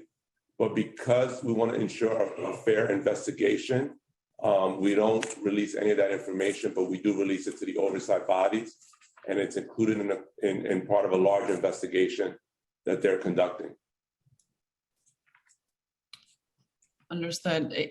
I saw an article in the Daily News this week detailing how difficult it is for the family of people who died while in custody to get any information. Have there been any death reviews from 2022 released publicly? I ask not only for public accountability, but in consideration of the family members who do deserve to know what happened to their loved ones. So as of now, none have been. It's still early in stages as far as the investigative process is going. And I don't want to speak on behalf of those other oversight bodies. For those individuals who actually just generally for missed medical appointments, what progress has been made toward collecting video documentation of refusals regarding mental health screenings? Well, so when we have a patient that refuses to go to a medical appointment, what we have started doing is having that refusal videotaped, just so that we have an extra layer of accountability that it is the refusal of the patient. So that is being done. I don't have a number off the top of my head how many of those videos we have, but we could follow up with your team. But we also, just want to add, we also try to encourage to get people down many occasions to do a verified refusal in the presence of correctional health services, because many times people just don't want to come, and we explain to them, please come down with us so that you can tell correctional health services yourself. And sometimes they do, agree with us, and they'll come down and refuse in the presence of CHS. How many were refusals because the Department of Corrections refused to transport? I'll let the chief answer that, but we would not use to bring someone to any type of medical appointment. Or they could not produce the person because there wasn't any staff available? Let me rephrase. With regards to a person who having a medical appointment being produced, medical is a priority for the agency. We make all efforts to produce persons for medical appointments. When a facility is experiencing an insufficient amount of staff that may preclude them from getting a person to a scheduled appointment timely, we assist the facility by providing escorts. So to be clear, it's not that we don't have staff available to produce a person to appointment. There may be a delay in getting a person to appointment due to some perhaps staff challenges at the facility at the immediate time.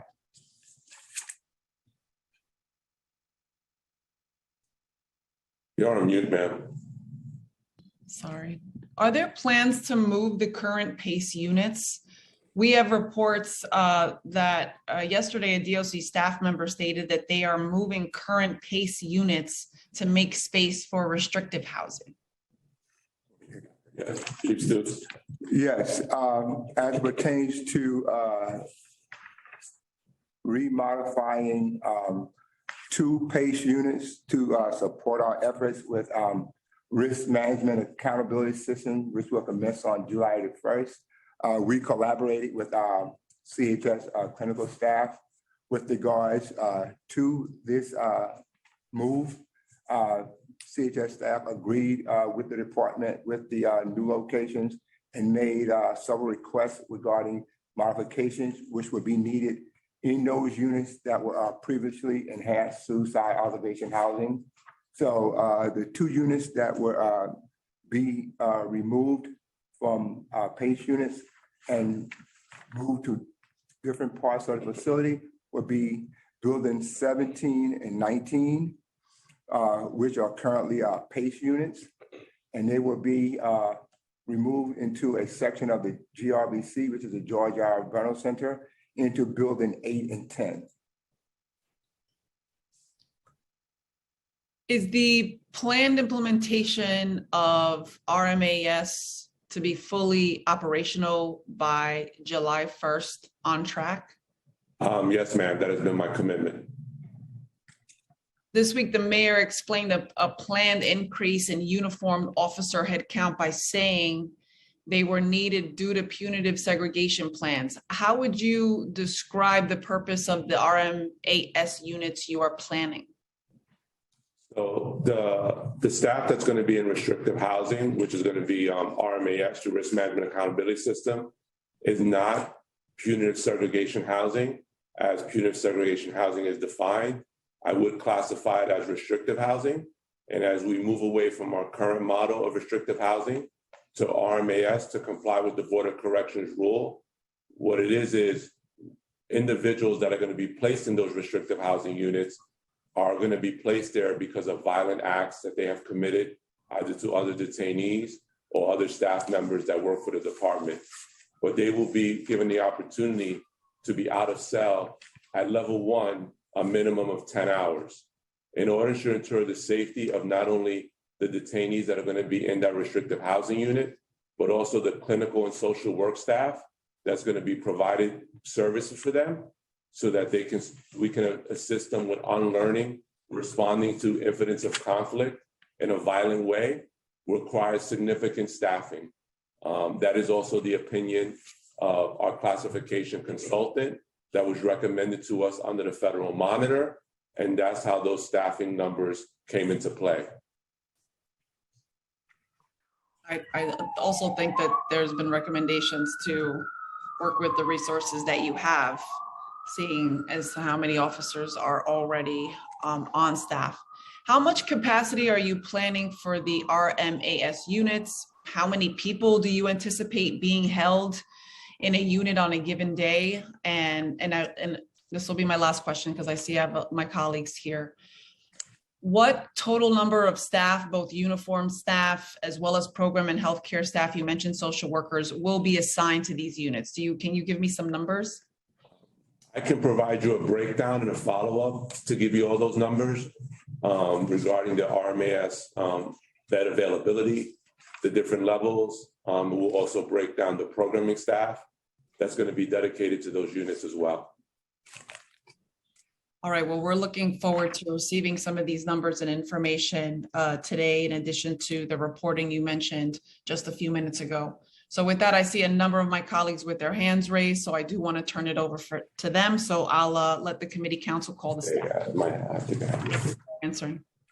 Thank you. I will now call on council members in the order they have used the Zoom raise hand function.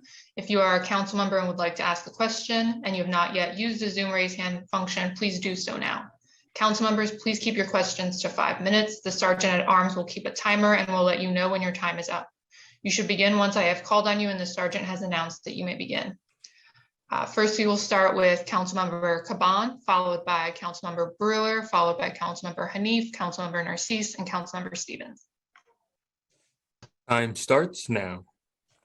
Thank you. I have a series of questions and we'll see how many I get in. But before I do that, I just wanted to point out something that I actually brought up at a previous hearing in relation to the numbers being given to us on officers' return. The testimony included saying that 1,300 officers had returned at the beginning of the year. And again, I think that this is a bit of a red herring, considering these numbers include the 1,100 to 1,200 officers that went out over the holidays, over the Christmas break, who then returned in the new year. So I don't think that that demonstrates a significant improvement on that front. But my first questions have to do with just basic numbers. So I'm hoping that we can get quick, succinct answers. And I'd like to know how many people are in punitive segregation today, how many people are in ESH level 1 today, and what's the longest period of time that someone has been in punitive seg, solitary, or ESH level 1 who is currently there? Stokes. Yes, as it pertains to punitive segregation, as of April the 1st, the department ceases operation of punitive segregation, resulting in having no persons in punitive segregation as of today. With regards to ESH level 1, which is at GRVC, the maximum capacity for each unit is 24 in each unit. That's building 15, which is level 1 ESH, and building 13A and 13B, which is ESH level 1. So how many people are there right now? Are both units at maximum capacity? Yes. Okay, and again, my last question there was, what's the longest period of time that someone has been in ESH level 1 who's currently there now? I don't have that information with me. I could follow with you with the length of stay of the longest person, ma'am. Okay. And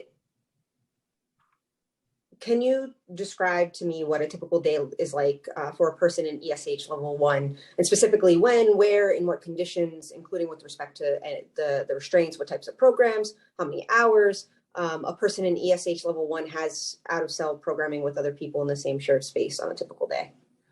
Yes, a typical day in ESH level 1 starts with persons in custody on those units being afforded the ability to exit their cell, to be escorted to the programming chairs for a maximum amount of time of 7 hours.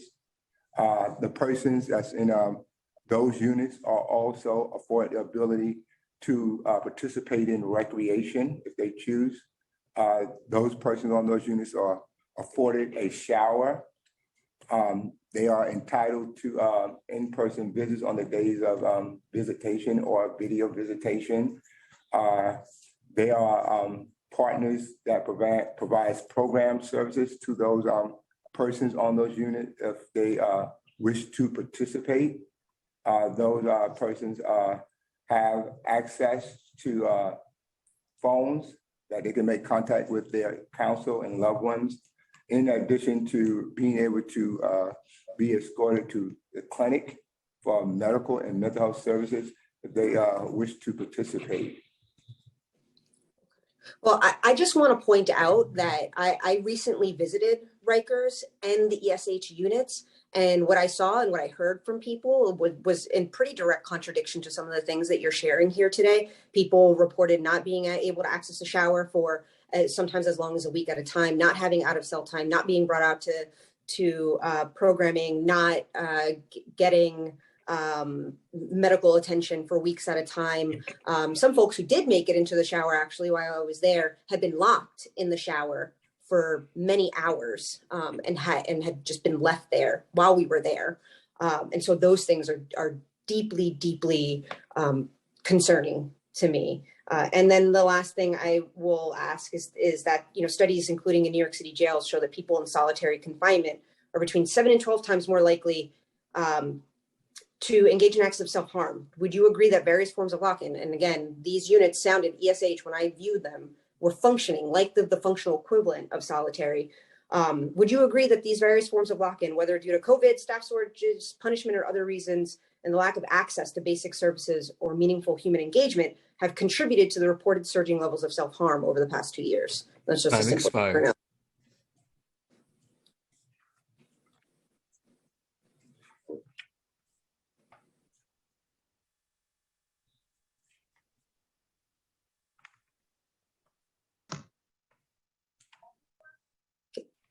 Is it possible to get a yes or no answer to my question? Yeah, I would recommend that CHS answer those questions that they're specifically related to things that could contribute to self-harm.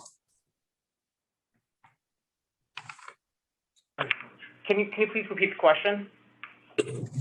Sure. So for the context for the question was that, again, when I visited ESH, they were functioning like the equivalent of solitary confinement in terms of the conditions, despite what was just testified to here. And so, pretty simply, right? Like, so you show that people in those kinds of conditions are between 7 and 12 times more likely to engage in acts of self-harm. And so would you agree that various forms of lock-in, whether due to COVID, staff shortages, punishment, or other reasons, and the lack of access to basic services or meaningful human engagement, have contributed to the reported surging levels of self-harm over the last 2 years?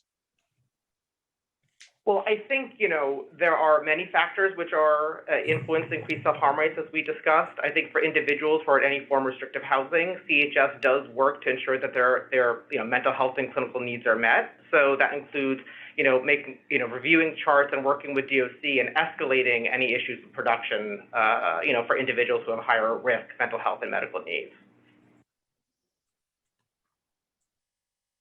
So yes? Yes, I think that isolation can be a factor, in someone's mental health. And I think we work to mitigate that risk and work with DOC to ensure that the clinical needs of anyone in the jail, including in restrictive housing, is met. Thank you. Thank you. Next, we will turn to Councilmember Brewer, followed by Councilmember Hanif, followed by Councilmember Narcisse, and then Councilmember Stevens. Time starts now.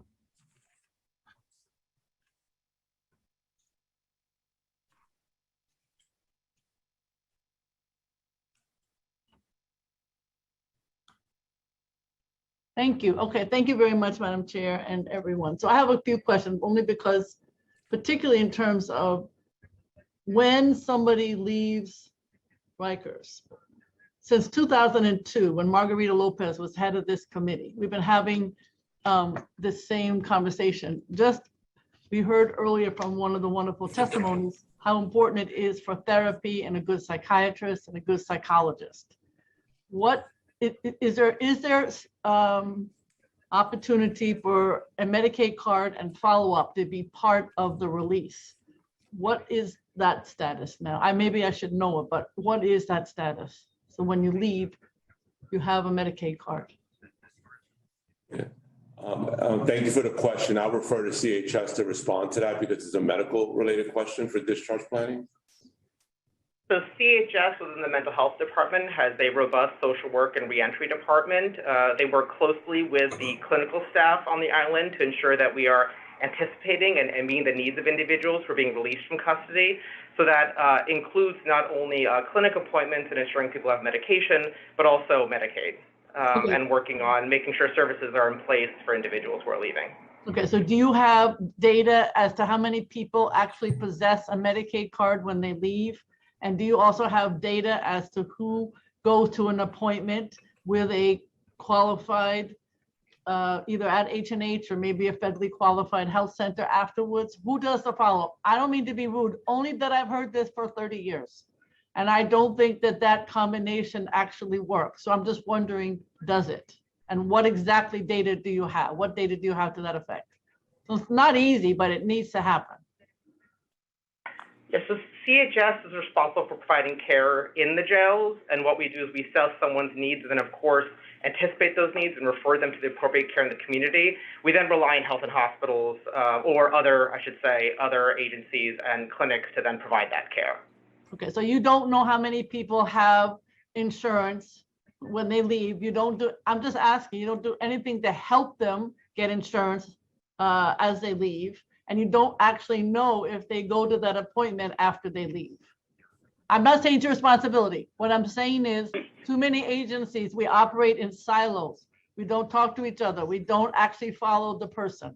So I want to know who is supposed to do that if it's not you. Hi, Councilmember Brewer. It's Patsy Yang. We do, since 2002, have made, actually since 2016, when we came over to Health and Hospitals, have made significant improvements and now run the most robust discharge planning and reentry support service of any jail in the country.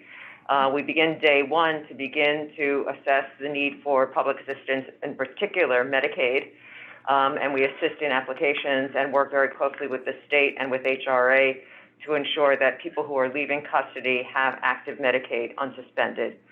We also make appointments and referrals to people who need care after leaving. And I think you'll recall that a few years ago that CHS established our points of reentry and transition services practices.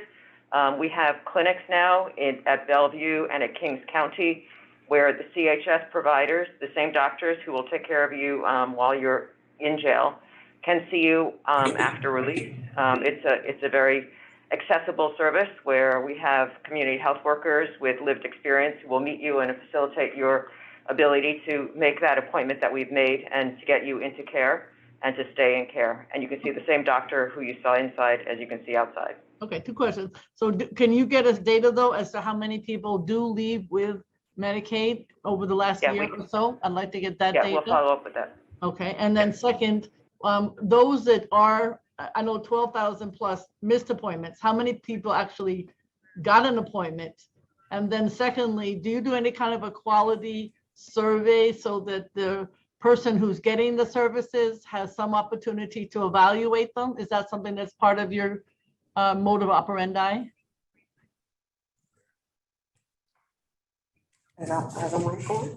Do I like my psychiatrist? Do I like my health professional? I'm glad that you took over for St. Barnabas. I'm delighted. But do you, because they were horrible, sorry.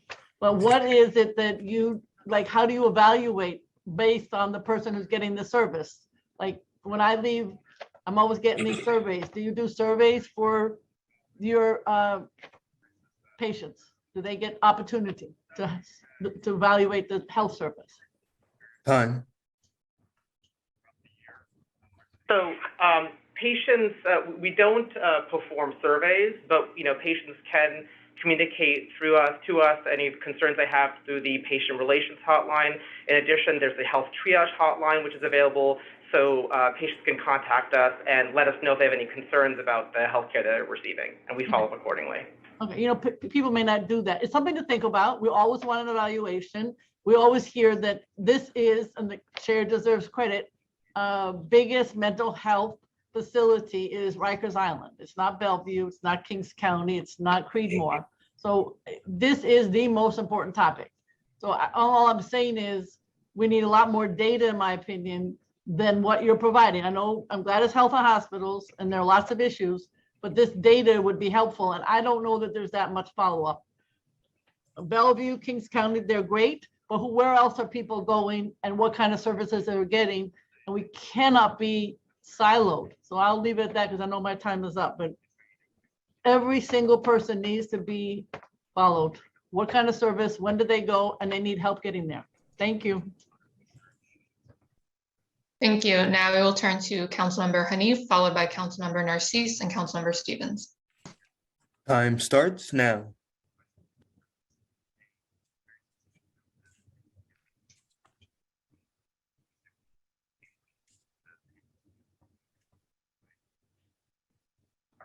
Thank you. I'd like to know if any death reviews from 2021 or 2022 have been released publicly, even from 2020. Thank you for your question. I have our acting general counsel respond. Good afternoon, this is Melissa Young. The department does not release the death reviews due to privacy reasons. The family has the opportunity to be notified by contacting the external review agency. As indicated during the commissioner's testimony, we can provide the family member or loved one with the contact information for that external agency in order for them to obtain additional information. So is the onus entirely on the family to do this work to get the information, or does the agency reach out to the families accordingly? At the time of the death, the family gets notified of the incident through our ministerial services. But in terms of the investigation and the outcome of the investigation, we cannot disclose that. Of course, the family, if they choose to, they could. But due to their own personal privacy reasons, if they wanted to get additional information, we can assist them with getting them in contact with that external agency. Understood. And then just to clarify again, no public report is released. No, we communicate with the Board of Correction, and then the New York City Board of Correction would be the one that would provide a public report. And then aside from the privacy concerns, or could you actually delineate more of what those privacy concerns are? What is preventing from a public reporting? The public reporting is done by the New York City Board of Correction. So we provide the information to our oversight agency, and then they will then release it publicly. Okay. And then my second question is on RMAS and programming. Evidence has shown that alternatives to solitary confinement, other forms of separation that involve full days of out-of-cell congregate programming and engagement both reduce violence and reduce self-harm. CAPS is a good example of that. Do you believe that implementing alternatives to solitary confinement that involve out-of-cell congregate programming and activities will help reduce the amount of self-harm in the city jails? And if so, how? Thank you for your question, Council Member. So I'll tell you, that's exactly what we're doing with the risk management accountability system. In level 1, individuals that are placed in that restrictive housing do have 10 hours out of cell time, in addition to clinical and social service and other programmatic support that's going to be dedicated to those housing units. Those individuals will have the opportunity afforded to them to be in a congregate setting and interact with other individuals that are in the housing unit and interact with staff. In level 2, the out of cell time increases to 12 hours. And in our RRU units, our restorative housing units, the out of cell time in those units is 14 hours. Which is similar and alike to general population, which out of cell time now is 14 hours, full congregate setting. And could you describe the out of cell programming? How are incarcerated folks spending their 10 hours or 12 hours? So what I'd like to do is, because we don't have a programming representative, but what I'll do is I'll have our assistant commissioner that's overseeing that prepare a document for you, and I'll share it with you and the other members of the committee so that you can see the type of programming that's going to be available in RMAS when it opens July 1st. Got it. I am looking forward to that. Thank you. Absolutely. Thank you. Next, we will hear from Councilmember Narcisse, followed by Councilmember Stevens. Time starts now. Thank you, Madam Chair, and thank you, Commissioner, for being here and answering some of the questions. Like I said, we live in the greatest country in the world and the most fastest city, but our criminal justice is going backward and we have a lot of improvement. And understand that if everything was perfect, everything was working, great report, but if everything was working, we would not be here and listening to those horrible things that are going on in our criminal justice, especially in Rikers. So thank you for your time, and I know we're gonna make progress, and I'm very hopeful that things will change. I have a couple of questions for you. What is the policy when responding to a suicide attempt by hanging or self-harm? We have heard some concerns that chemical spray is used during DOC's response. Can you speak to the DOC policy and how staff are trained to respond to suicide and self-harm? Thank you for your question, ma'am. Chief Stokes, could you respond, please? Yes, good morning. Staff are advised during their training that all suicidals and or self-injurious behavior is to be taken seriously, regardless of whether the individual has a history of such behavior or mental illness, and be documented appropriately. If the individual in custody is exhibiting suicidal behavior, staff are to immediately call for assistance. They then notify a supervisor, activate a body alarm, use a radio or via a telephone. Staff are to immediately take action to prevent the individual from harming themselves, including removing or disabling any ligature or instrument being used by the person in custody to harm his or herself. Further, all staff are required to carry an authorized duty rescue knife while on duty.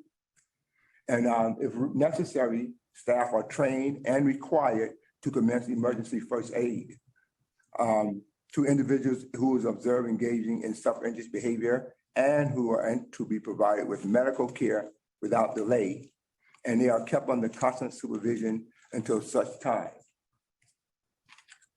I thank you, but it seems like it's not working because we still have people hanging themselves.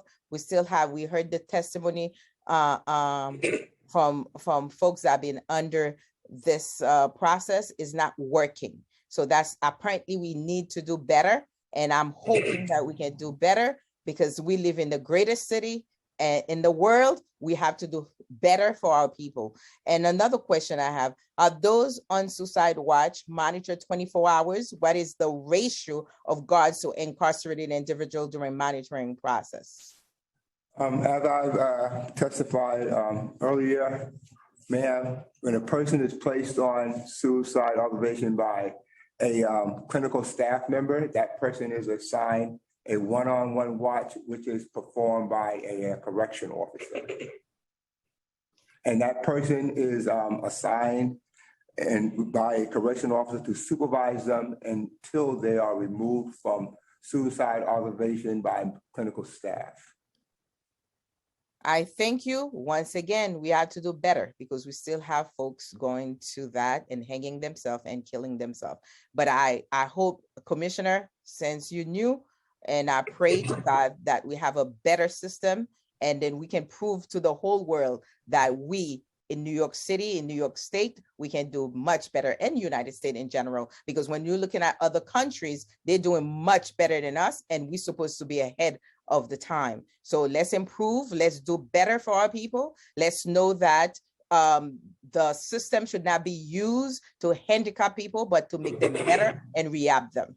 And I'm looking for our jail or Rikers not to be there at once, and for people not to use Rikers for a place to put mental folks that have challenges in their lives, but to give them opportunity, because we deserve better. Our community deserves better. And thank you for your time. Chair, thank you for the opportunity.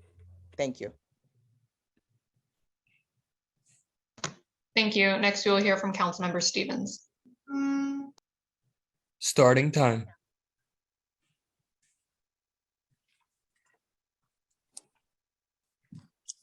Hello, hello everyone. I just have a few questions. Many people who have been incarcerated have shared that peer-led programs and program led by outside community volunteers can be some of the most effective programs for connecting with people and supporting their engagement and growth. Do you agree about the values of peer-led and outside community-led programming? And are you planning to incorporate those components into RMAS? Yes, Council Member, thank you for the question. So absolutely, I do agree with the statement you just made. That's why one of the first things I did was change our policy, which prevented credible messengers, violence interrupters from being able to engage with our young adults. They have similar and alike lived experiences as our young adults that are experiencing incarceration. In addition to, as many studies have shown, you can almost determine a person's future, unfortunately, by the zip code they're born in. And many of these credible messengers, violence interrupters, are from the same zip code as many of the people that are incarcerated. We will also be introducing credible messengers into our RMAS programming so that they have access to these individuals as well. Because as you may or may not know, programming is not a requirement of participation for the individuals. They have a choice whether or not to participate. So we're leveraging the use of volunteers and credible messengers within RMAS to encourage those individuals that are in RMAS restrictive housing to participate in the program, to address their issues of how they respond to conflict, so that they're unlearning of a behavior of responding to that conflict with violence. Thank you. How many individuals from outside program providers have been cleared since January to return to the jails to provide programs? How many individuals are still waiting for those clearances? And how many individuals currently have clearance to provide outside programming in the jails? So I don't have the exact number of all, because you have to remember, when I got here, external program providers were suspended for coming into the jails. And we started allowing them back in, because we knew the importance of their interaction with those that are in custody have on their quality of life.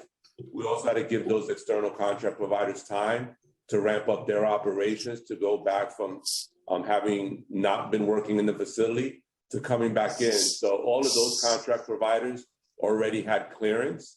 When I reversed the policy regarding credible messengers, I can tell you 17 individuals have been cleared to provide that service.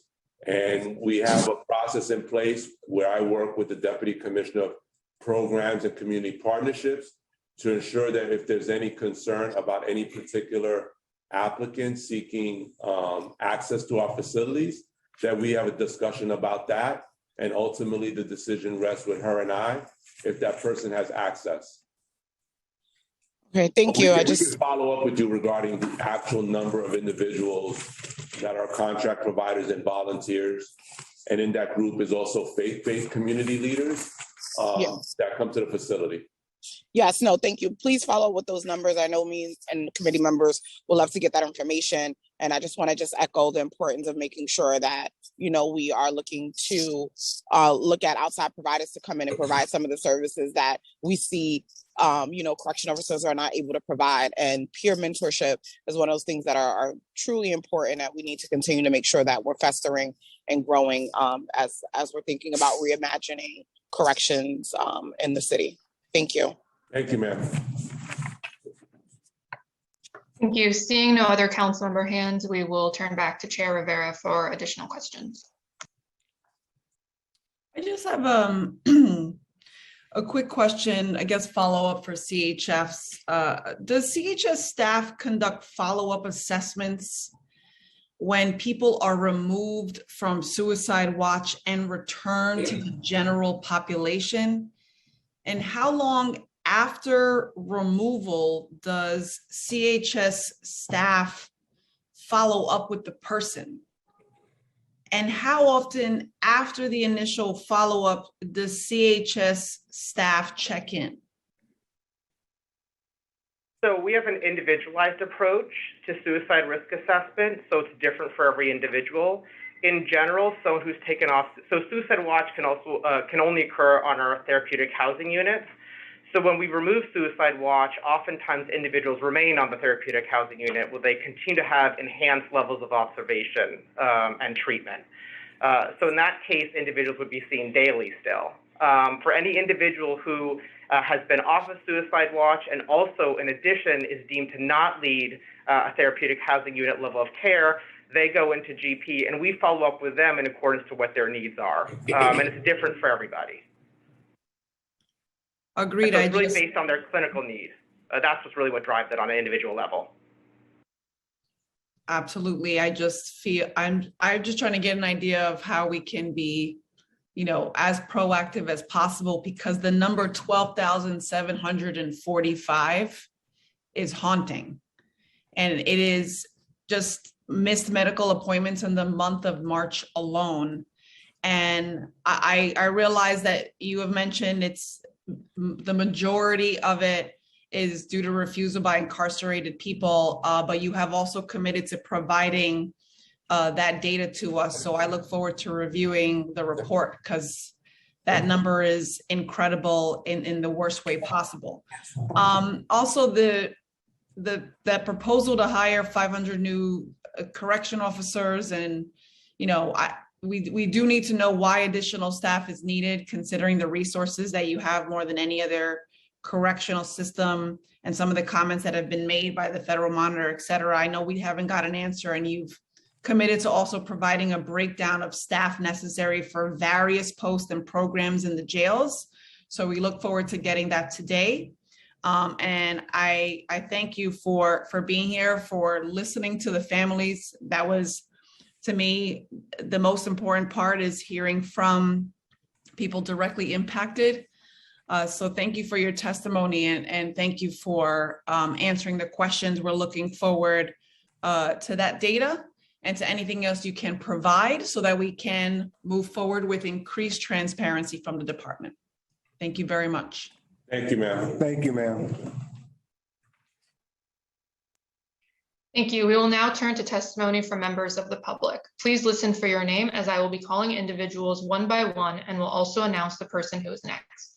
Once your name is called, please accept the prompt to unmute yourself, and the Sergeant at Arms will set the timer and announce that you may begin. Your testimony will be limited to 3 minutes. First, you will hear from Zachary Katz-Nelson, followed by Claudia Forrester, followed by Natalie Fiorenzo. Zachary, you may begin when ready. Starting time. Thanks so much. Zachary Katz-Nelson, Executive Director of the Littman Commission. Thanks for hosting this hearing and giving me the chance to testify, and really appreciate hearing from the folks from Ms. Haley and from family members of people who died at Rikers or were deeply harmed at Rikers. And so thanks for the opportunity for them to go first today. You know, like so many things that happen at Rikers, as Councilmember Narcisse was alluding to earlier, the issue is not really what's on paper about suicide or self-harm prevention. It's really about how things are implemented. And that part of that is about training, and part of that is about the support and the supervision, the accountability of staff. You know, we know that training, suicide prevention training, isn't happening right now, and that's so wrapped up in the staffing crisis that's happened, right? If we're in a situation where officers, there are unstaffed posts and people are having to work doubles or triples, they're not going to be able to be pulled out of the jails and go to training. And then you have this issue of supervision and accountability. Captains who are supposed to be the frontline folks on that, first of all, they're not given strong management training. That is really absent in the department. That really needs to be stepped up. But also many of them, as we know, are assigned to posts outside of the jails or outside of the housing areas. We need them on the front lines to serve as supervisors, as mentors, and to really bring staff along.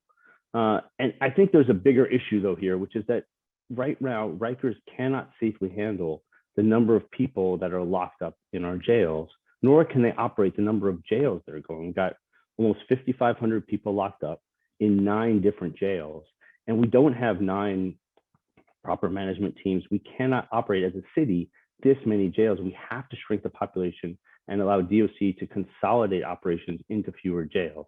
And that really should start with focusing on the people who've been there an extremely long time pre-trial. Over 1,400 people who've been waiting in jail pre-trial for over a year. And 64% of the men in that group have a mental illness. And a rather stunning 96% of the women in that group have a mental illness. We have to speed up the cases. People should be in care, not in Rikers, certainly not while they're just waiting for a trial in this incredibly expensive, dangerous waiting room, just in limbo. And so there was a pilot project, I just want to highlight, in Brooklyn by the Center for Court Innovation, which over, in the first 6 months of a case, they sped up resolution of cases by 68%. And that is something that could be expanded citywide for the cost of only about $600,000. That's just a little bit more than it costs to keep one person locked up for a year at Rikers. We can really make a difference in hundreds of cases for a very relatively small payment. Second thing is the 400 secure hospital beds that are being built in H&H facilities. We really need to expedite those so people can be in treatment and not in the jails. I also want to talk about supportive housing for a second. Thank you so much, Chair Rivera and others for your advocacy on that front. Just want to say one other quick thing, please, which is that the regulations for the city right now, which bar people from eligibility for that supportive housing, if they've been in Rikers for more than 90 days, that has to change. And we also support the intros that were here today, critical steps forward. And so thank you for introducing Chair Rivera and for former Chair Powers for introducing the other one. Thanks so much for your time. Thank you. Next, we'll hear from Claudia Forrester, followed by Natalie Fiorenzo, followed by Zakia W. Claudia, you may begin when ready. Time starts now. Good afternoon. My name is Claudia Forrester, and I have been a jail services advocate at Brooklyn Defender Services for about 3 years. I want to start by thanking the families and affected individuals who have had to share their pain time and time again. You should not have to go through this. Thank you also to Chair Rivera for hosting this critical hearing and for prioritizing affected voices. Rikers Island is a humanitarian crisis. 19 people have died in DOC custody in the last year and a half. 5 we know were from suicide. The other 14 individuals, we're still not sure because we're still waiting on the BOC death reviews. I visit people on a weekly basis, and the reality behind the walls is that New Yorkers are being isolated without due process, programming is non-existent, and access to medical and mental health care is limited at best. There's so much to talk about today, but I'm going to focus on how the failures of communication and collaboration between DOC and CHS have deadly consequences. Mr. A is diagnosed with schizophrenia, and for months his legal team tried to meet with him, but were given excuses by DOC without documentation. Thanks to his medical records, we learned after that despite protections in place preventing people with SMIs from entering solitary, DOC was locking him in his cell for weeks at a time. This resulted in Mr. A decompensating, leading to a suicide attempt where he had to be intubated at the ICU. Our office raised concerns for weeks, and both agencies showed little urgency to address the crisis he was experiencing. DOC's policies make them the gatekeepers of access to care.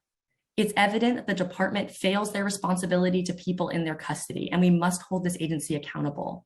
We've all seen the articles, the reports of people being taunted by officers as they are experiencing medical emergencies, DOC encouraging violence like fight clubs, DOC standing by as incarcerated New Yorkers lose their lives behind the walls. When an individual tries to hang themselves, DOC's response includes an officer deploying OC spray directly onto the individual in crisis. We heard CHS and DOC rattle off procedures and policies they have in place to provide care to those behind the walls. I cannot emphasize enough that this is not the lived reality of the people I talk with every day. We need you to act. Council members must continue to visit the jails without notice and speak directly to incarcerated New Yorkers. Please hold DOC accountable for their failures, their inaction, and the way they actively instigate harm. Thank you. Thank you. Next, we'll hear from Natalie Fiorenzo, followed by Zakia W., followed by Robert Quackenbush. Time starts now. Hi, good afternoon, everybody. My name is Natalie Fiorenzo. I work at New York County Defender Services as a corrections specialist. Thank you, Chair Rivera, for hosting this hearing. And also, I want to echo everyone else. I thank you and I commend all of the families and survivors who were able to relive their trauma and share their stories for us here and countless other times today. Thank you. Thank you very much. As a correction specialist at New York County, my job entails talking to our clients and assisting them with any issues that they're having at Rikers Island. The most common type of problem that we deal with is the violations of our clients' rights. I cannot tell you the amount of times I've heard a client say to me, DOC is violating me, DOC is violating my rights every single day. Every basic service that one should be afforded while incarcerated is currently operating in a full state of dysfunction. The halt solitary statute went into effect on April 1st, but I can tell you that today we have a client who has been in a solitary cell, 24-hour lock-in for 22 days, despite the 17-hour, 15-day limit. This isn't just happening, though, to our clients in punitive settings. We have clients in general population that are going through similar things. There was a 6-day 24-hour lock-in at RNDC just a couple of weeks ago. And even when our clients aren't in a 24-hour lock-in, they're not getting any outdoor recreation. I have clients that haven't seen the sun in more than 6 months outside of being taken to court. Hopefully this context can help to paint a picture of the countless individuals who have developed suicidal tendencies and ideation as a direct result of the trauma of their incarceration. A client that I spoke to last week had a stable job and living situation before going to Rikers. But when I spoke with him, he told me it would probably be the last time and that he wasn't sure if he would see me again.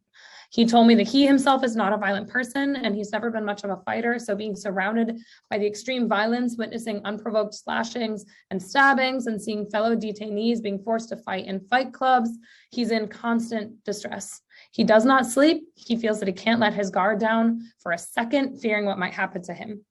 Him developing suicidal ideation is not shocking at all. DOC today has done a great job of speaking on their policies and what should be happening, but not about what is actually happening with the people in their custody, and not about the fact that they are not enforcing the HALT statute on the ground and thus are in open violation of the statute. As always, we are advocating for the City Council to adopt decarceration as the ultimate solution. We are in support of Intro 30 and Intro 181, and we hope that you will support treatment, not jails legislation. These are all key policies that will make dramatic and effective changes in our clients' lives, and we urge you to act in their support. Thank you very much. Thank you. Next, we'll hear from Zakia W., followed by Robert Quackenbush, followed by Jennifer Parrish. Time starts now.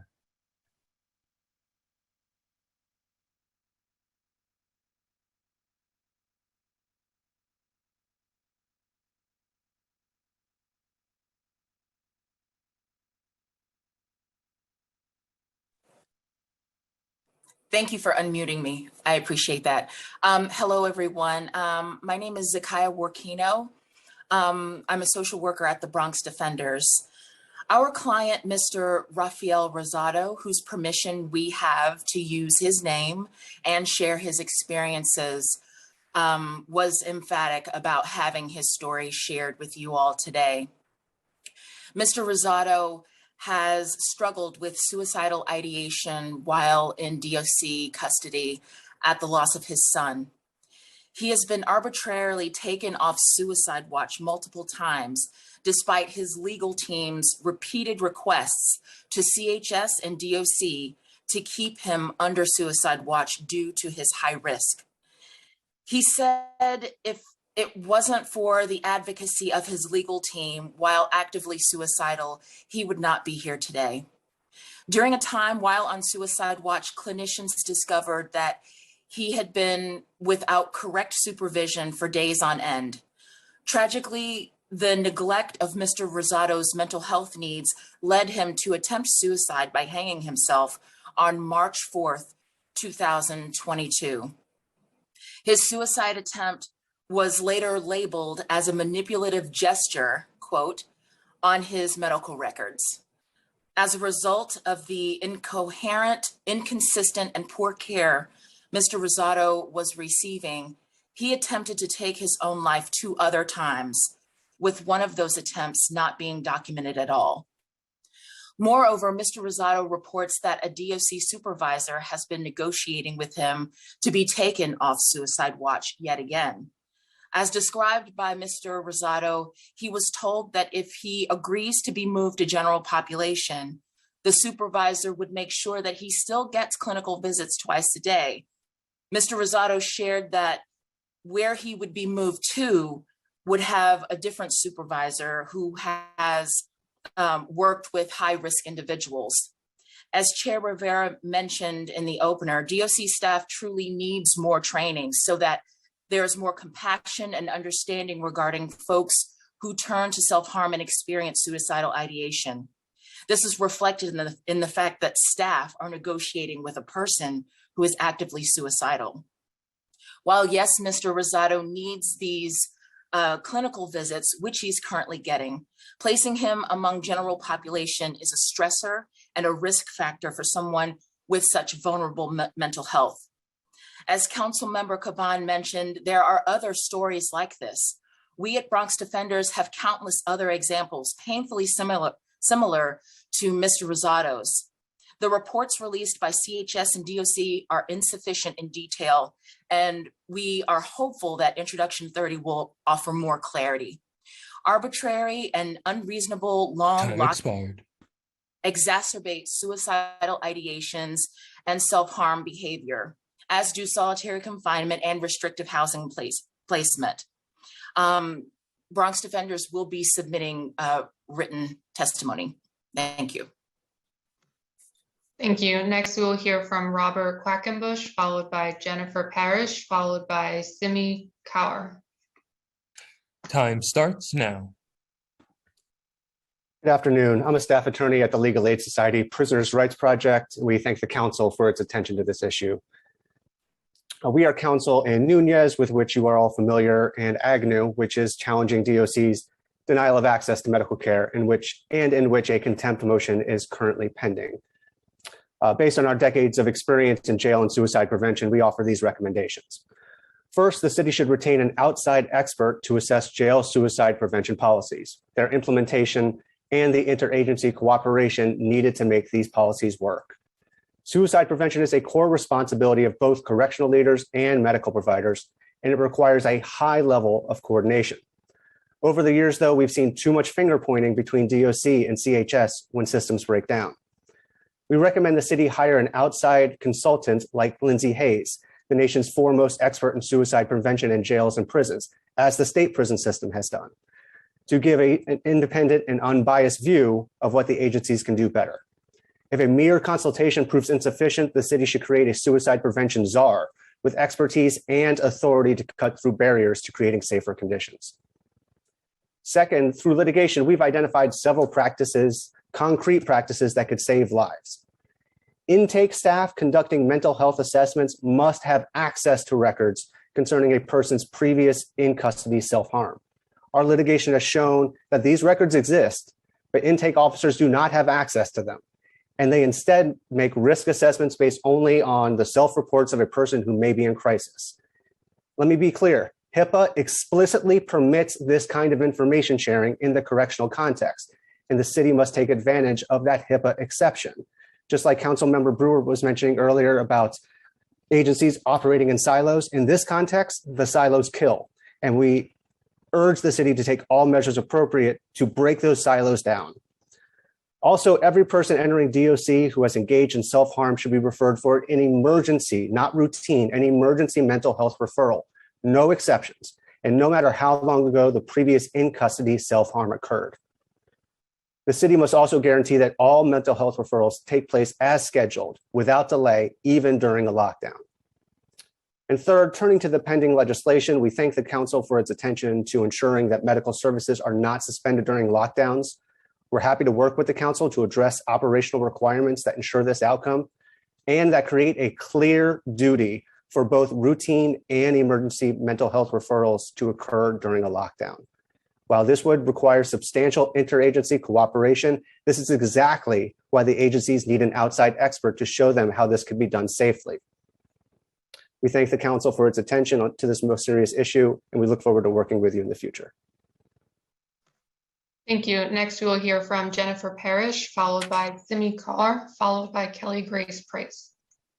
Time starts now.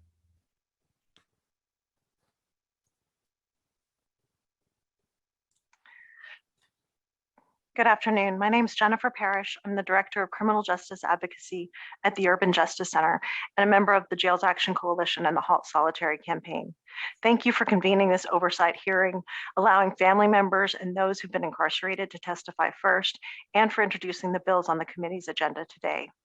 Current jail conditions are appalling, and it's devastating that these conditions resulted in so many people dying in custody this last year. At this point, it's clear DOC cannot keep people safe and cannot provide the health care people need. The city needs to take dramatic steps to decarcerate. These steps were taken 2 years ago, and we're still in a crisis, and it must be addressed now. Now, decarceration is not within the council's power, but there are actions you can take to address suicide and self-harm in jail.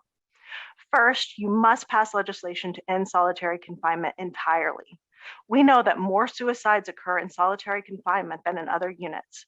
The council's legislation should prohibit all forms of solitary confinement by any label that DOC uses to disguise it: punitive segregation, enhanced supervision housing, or RMAS. As we speak, there are people on Rikers who spend all their time in a cell other than being taken to the occasional shower or an hour of rec. The City Council must make clear that ending solitary confinement means that people have time out of their cell with other people engaged in congregate programming and recreation. You have the power to pass this legislation, and you should do your part in ending the inhumane conditions in the jails. Second, it's critical that the system use what it learns from any death in custody to prevent future deaths.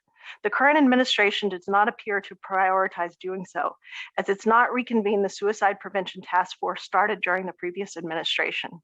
The task force had begun to formulate preliminary recommendations after meeting several times in 2021, but the task force work has been on hold since early January.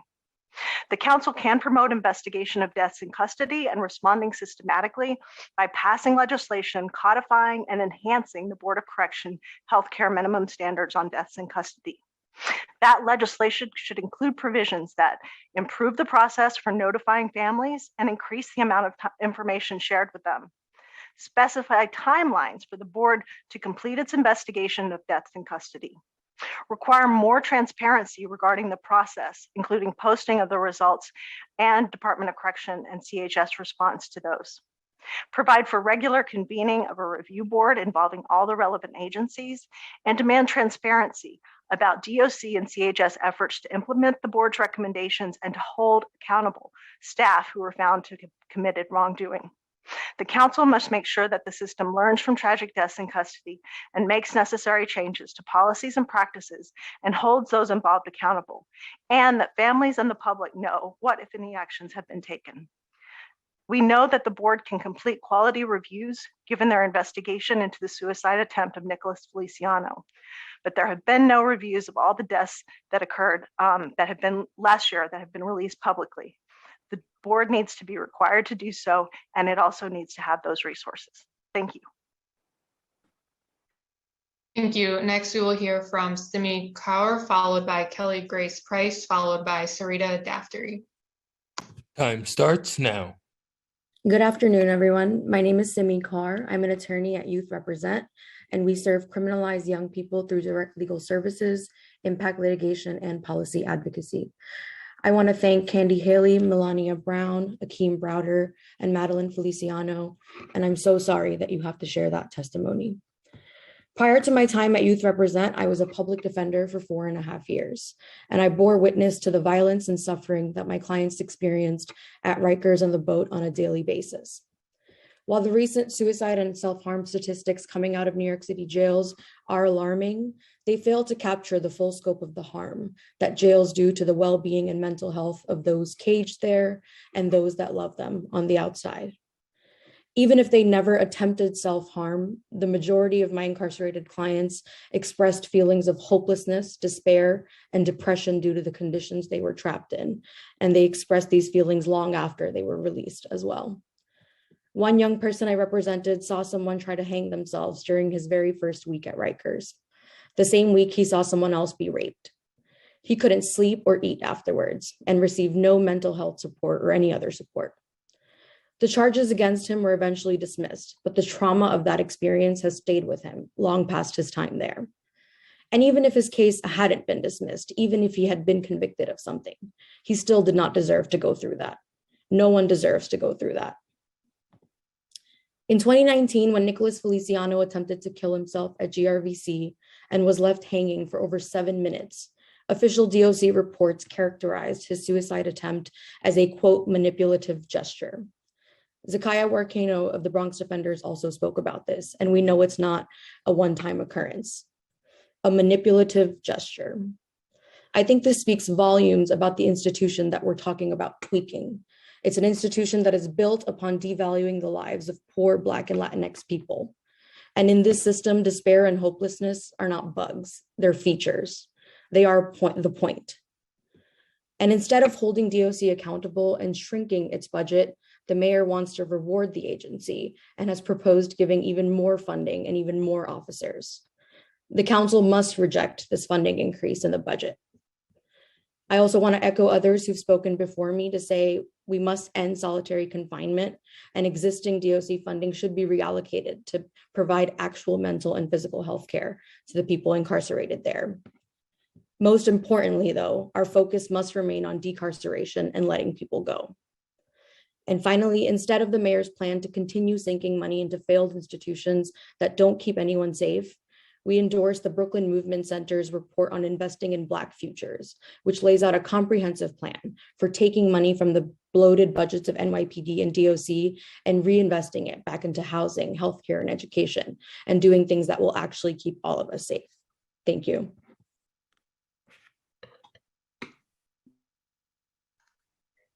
Thank you. Next, we will hear from Kelly Grace Price, followed by Sarita Daftery, followed by Eileen Marr. Time starts now. Good afternoon. It's Kelly Grace Price from Close Rosies. Thank you for holding this hearing, rough self-harm in city jails. Thank you to everyone that I have seen for years show up and pour out their hearts at these hearings. Candy, Akeem, Melania, Ms. Feliciano. I just want to mention that not since the mid-1970s has a hearing specifically been held to address the tragic topic of deaths in New York City jails or self-harm. The last time such a horrifically named hearing commenced was under the Page Commission, resulting in a New York City Charter Amendment in 1977, specifically aimed to curb mayoral control of the New York City Board of Correction after a period of violent riots and murders masked as suicides in New York City jails. I was born in 1970, and I still remember the news. 15 Latinx and brown men had been lynched in the jails, and the murderous hanging of Young Lord's Puerto Rican activist Julio Roldan spurred a series of grand juries and commissions that eventually led to the BOC charter revision, wresting mayoral control away from the mayor and redistributing it to the city council and the first and second judicial departments.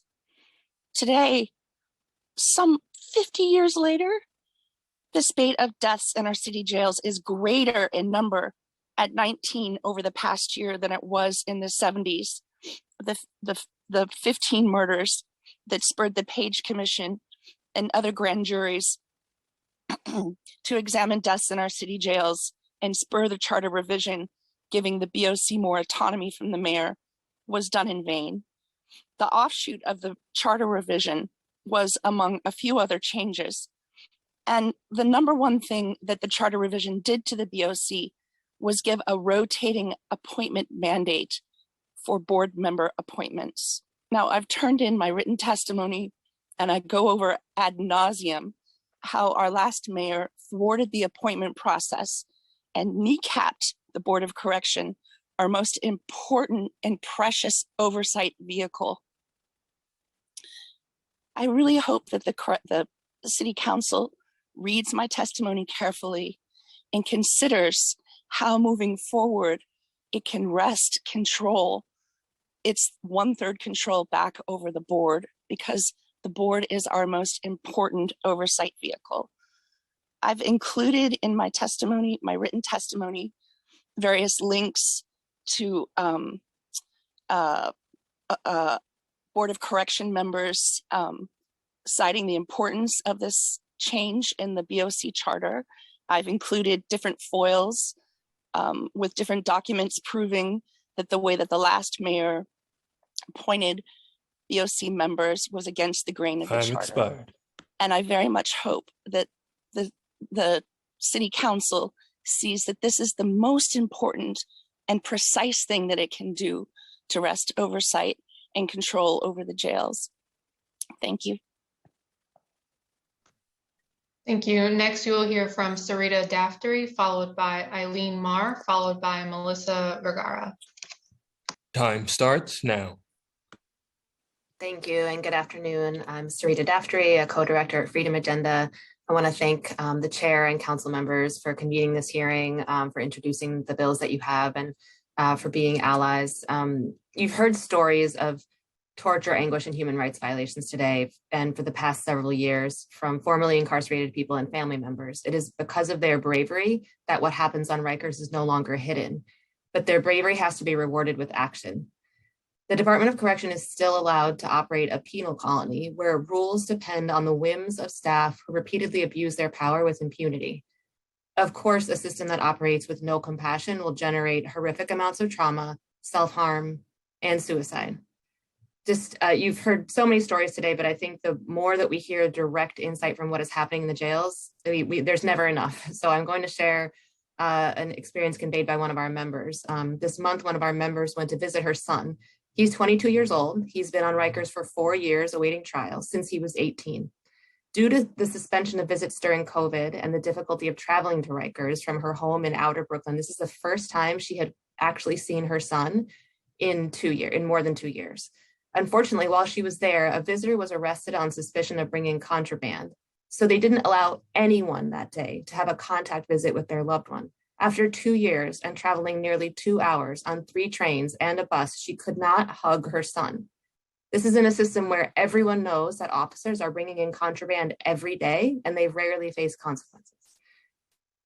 So New York City jails are in a state of acute crisis right now, but they were in a state of crisis before. The illegal strike by sick out that guards have engaged in has had horrific impacts, but consider what staff have done when they are present in housing units. They failed to intervene for 8 minutes while Nicholas Feliciano attempted suicide. They failed to check on Layleen Polanco, and they laughed when they found her unconscious. They beat Khalif Browder. Addressing mass absenteeism with accountability is essential, and it will take a fight, and even that is not enough. It will only bring us back to an unacceptable status quo. We need to end solitary confinement. We need to decarcerate using every tool we have. We need to invest to meet the full need in our city for supportive housing and healthcare. And I want to thank the council for prioritizing that in the budget. And we will be fighting with you to get that protected and eventually passed in the final budget. We need to pass legislation to end solitary confinement. We also need to mandate public reporting of death investigations and officer disciplinary records. And we need to expedite the closure of Rikers. I also want to say publicly that COBA will fight every one of these urgent changes like they have fought every single effort at reform for decades. We need our electeds to be able to see that for what it is. It is fear-mongering to protect decades of corruption that do a disservice to their own members, obviously, as well as incarcerated people. Balancing perspectives isn't a frame that fits here. This is about human rights. We don't balance between torture, abuse, and corruption on the one hand and human rights on the other hand. You stand on the side of human rights, and we need the council to continue to do that with us. Thank you. Thank you. Next, you will hear from Eileen Marr, followed by Melissa Vergara, followed by Debbie Meyer. Time starts now. Can you hear me? Can you hear me? Yes.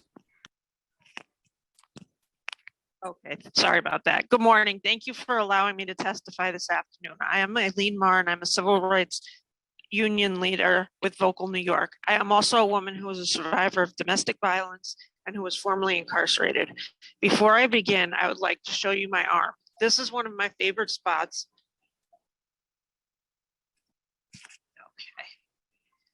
Okay. One of my favorite spots when I relapse into self-harm. I don't have the greatest lighting where I am, so it may be hard to see. I'm including a better photo with my written testimony. You will see that there are old scars in addition to much newer scars.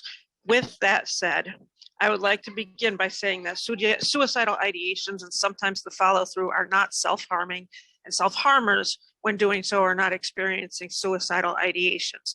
We don't wish to die when self-harming. As a self-harmer who has relapsed on and off for 30 years, I can attest to this. And as a woman who was detained on Rikers Island for over 420 days, I can also attest to the fact that after a long period of having been in recovery for self-harming prior to becoming a detainee, I relapsed within days of my detainment. And while yes, items that one can use to self-harm are taken away from the detainee and intake and not readily available in the facility, where there's a will, there's a way. And I know of other women and men on the island and the boat who are self-harming as I was. I was not an anomaly. Why did I relapse? Self-harming is sometimes a means in which I have control over something, anything. When I lose and I lost control over everything, when I became a detainee, the dehumanizing, ignorant, abusive, and despicable ways in which the so-called correction officers treat the detainees and behave in general were another reason. And finally, the completely inadequate mental and physical health services that are provided. It took well over a week to secure a correct psychotropic medication, and other than a brief "how do you do it" intake, see a mental health professional. When I finally did see a mental health counselor, she only continuously asked me and said, "Cheer up, I don't know why you're so upset about being here." All I could say to that is, well, anyway, I mean, it's jail, come on. Of course, I never divulged my secret to her or any staff there, as many did not. When I was detained and later incarcerated, I lost control over everything: my home, my companion animals, relationships with my family and friends, my own health, my finances, and even what bra I was allowed to wear. When self-harming, it becomes a distorted version of me time, where I could be in my own head and have control over something. And you'll find this with many other individuals who self-harm. Contrary to what the physician testified today, I do not, nor have I ever self-harmed as a means to get attention. And I don't know anyone who has. That's not a thing. As for suicidal ideations and the follow-through, or at least the attempt to follow through, this can be a means to an end when one has also lost control over everything and sees no hope or light at the end of the tunnel. They've lost their children, their family, their home, their lives, and their humanity. The same poor mental and physical health care services, which are coupled with the ignorant, barbaric, and abusive manner in which the corruption officers treat the detainees and behave in general, are a breeding ground for someone who has lost all control of their life and facing the loss of, for example, their children and family, and a possible long sentence or similar issues. I mentioned the barbaric ways in which the corruption officers behave and treat the detainees. This was never more clear to me when I would be in the intake pens awaiting an outside medical appointment or video court, and I saw and heard a fellow detainee in the Why Me pen in intake verbally threatening to take their own life, screaming it at times, to have it met with a corruption officer yelling back something like, "Hey, just do it already," or "Dumb bitch, no one cares about you, go ahead," rather than having a mental health professional or really a psychiatrist brought into the fold. In fact, I witnessed this on a regular basis, and the women's cry of wanting to end her own life were always met with the same ignorant, abusive, and dehumanizing remarks at the hands of people who were supposed to be correcting, aka helping the individual. The Why Me pen is a small one-person pen intake where people who are experiencing mental health crises or in the midst of a verbal and physical aggression episode are basically thrown in rather than receiving any kind of mental health intervention. Like I said, I never saw a medical professional requested. Self-harming and suicidal ideation and acts and attempts and follow through are vastly different in the sense that one group wishes to end their life while the other group, the self-harmers, wish to gain some control and numb some anger and pain. They are alike in the fact that the individuals who are diagnosed or identify with either of these issues require intensive mental health services and an environment where he or she is not abused, belittled, and dehumanized on a continuous basis by the officers entrusted to correct them. They should never be residing in an environment where physical and sexual abuse by said officers and staff are a part of the daily routine. These factors alone could cause a relapse for either issue. And since the correct services to help and treat the individuals simply do not exist on Rikers Island and in the current borough facilities, all it does is turn into a nasty deterioration of one's mental and physical health. Rikers and docks simply does not, nor have they ever had the services or appropriately trained officers who who would be able to intervene in a life-saving, healthy, and compassionate manner. Instead, they encourage someone to do something so devastating and permanent as ending one's life, and then laugh. An individual who has been self-harming does not need to also live in fear that he or she would be sent to solitary or the Bing if their secret was discovered. Neither does a person who is experiencing suicidal emotions and ideation. Truthfully, no one does. In order to curb and hopefully end both of these issues on the island and in the borough facilities, the following needs to occur. Rikers needs to close immediately. The detainees must be transferred to smaller borough-based facilities or the like, which are not staffed by any of the current officers and staff and medical staff. These individuals must have their employment with New York City docks ended immediately. New, educated, psychologically quote unquote fit and properly trained officers must be brought in and hired immediately and trained. This also goes for the medical and mental health staff. Also, at this time, I would like that the note that the current plan, when the closure of Rikers is completed, to have the women and female identifying detainees at a separate unit within the Queens facility is simply ridiculous. The women must get their own freestanding facility. The old Lincoln and Bayview buildings are available now. A facility that is in Manhattan, only a small percentage of the female and female identifying individuals have cases in Queens. Both the old Lincoln and Bayview buildings are in a more centralized location, so that in addition to court appointments, their families and children would be able to visit their mothers, grandmothers, aunts, and so on in a more expeditious manner. I would like to note at this time that the law to end solitary confinement must be complied with by the New York City docks. I have a dear friend who spent over 12 years in solitary between New York City docks and New York State docks. While he was in the Bing on the island, he was repeatedly raped by officers, male, which only caused his mental health to deteriorate even more. And now, 20 years later, he has died as a result of the PSTD that he endured in solitary being a main factor causing his death. A mother lost a child, I lost one of my dearest friends, and the world lost a very special soul, which all stemmed from the Bing, solitary confinement, whether they know it or not. Mainly due. I just want to. We are actually also going to have a hearing on women specifically, and the future of that facility and where it should be located. So I just wanted to let you know that, because I appreciate your advocacy tremendously. If you could just wrap up, and then we can make sure that this is the end of it. All right, in conclusion, there's absolutely nothing that New York City docks offers and provides that can help, well, anyone, but especially those who are suicidal or are self-harming in any of the facilities. Instead, changes must be made in staffing and training of new officers and employees, as well as the closure. There needs to be a mass termination of the current so-called officers, and then a hiring of individuals educated and trained to correct rather than to instigate violence and traffic in narcotics and weapons on a continuous basis, even during the pandemic. Thank you again for allowing me to speak. I apologize for being so long. Okay. Thank you.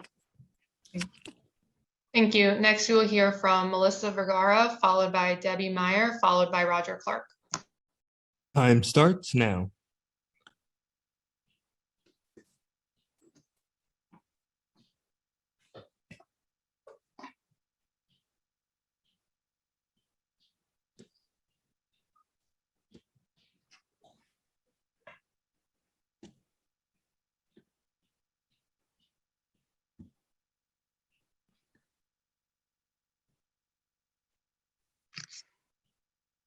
Good afternoon. My name is Melissa Vergara, and I am a mother of a young man who is currently detained on Rikers Island and has been suffering there since May of 2021. My son has an array of challenges. He has been diagnosed with disruptive mood dysregulation disorder, autism spectrum disorder, and operates on borderline intellectual functioning. Since being on Rikers Island, my son has encountered significant mental and physical trauma. The whole system is traumatic and inhumane. First, the ADA denied my son First,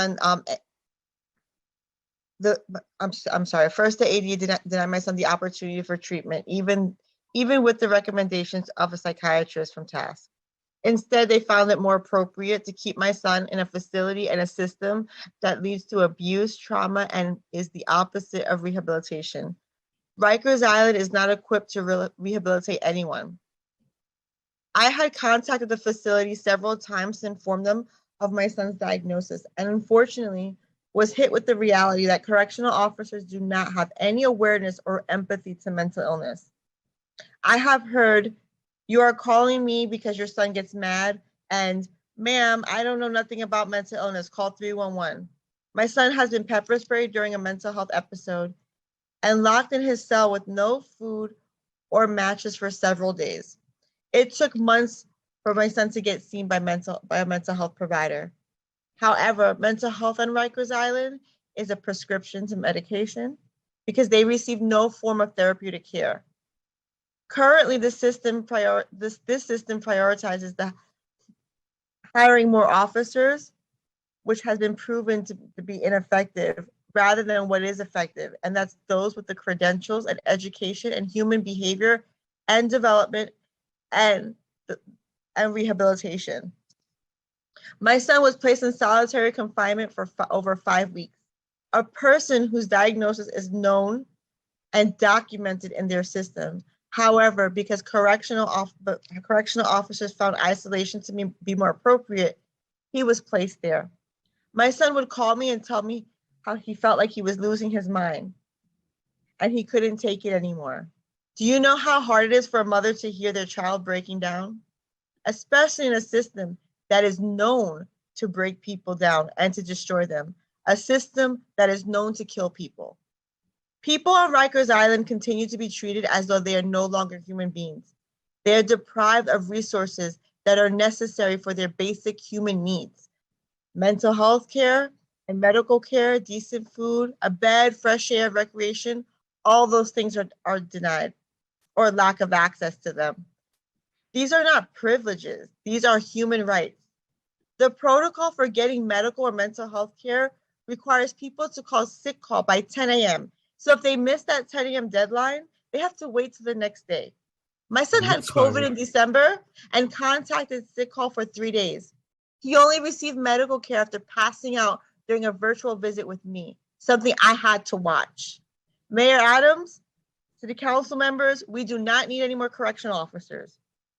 They are not able to rehabilitate, and therefore we do not need any more. We need a system of professionals that treat people humane. We keep hearing about these tragedies and that continue to occur, yet we find correctional officers to be the solution. That is absurd. Mental health issues and rehabilitation requires treatment from licensed clinical professionals. Our tax dollars continue to be allotted to this facility that puts people at risk. The reality is these jails do not keep people safe or alive. Many people leave Rikers with severe mental health issues and health issues. We need the quality of we need quality community-based programs to treat people, not to subject them to more torture of these jails and solitary confinement. These deaths alone should have led to the closure of Rikers Island. Why do we keep funding a facility that kills people and cannot protect people? Enough is enough. It is wrong and it needs to stop now. The correctional system needs significant correcting. No more officers or money. COBA has a president that dodges any form of accountability. He's blamed the rise of COVID cases solely on visitors and stated anyone who thinks officers are smuggling drugs or contraband into their facilities must be on drugs. Yet recently, we all just became aware of the arrest of 2 of their very own.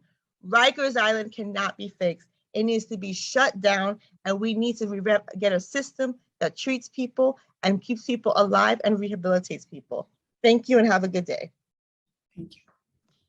Thank you. Next, you will hear from Debbie Meyer, followed by Roger Clark. Time starts now.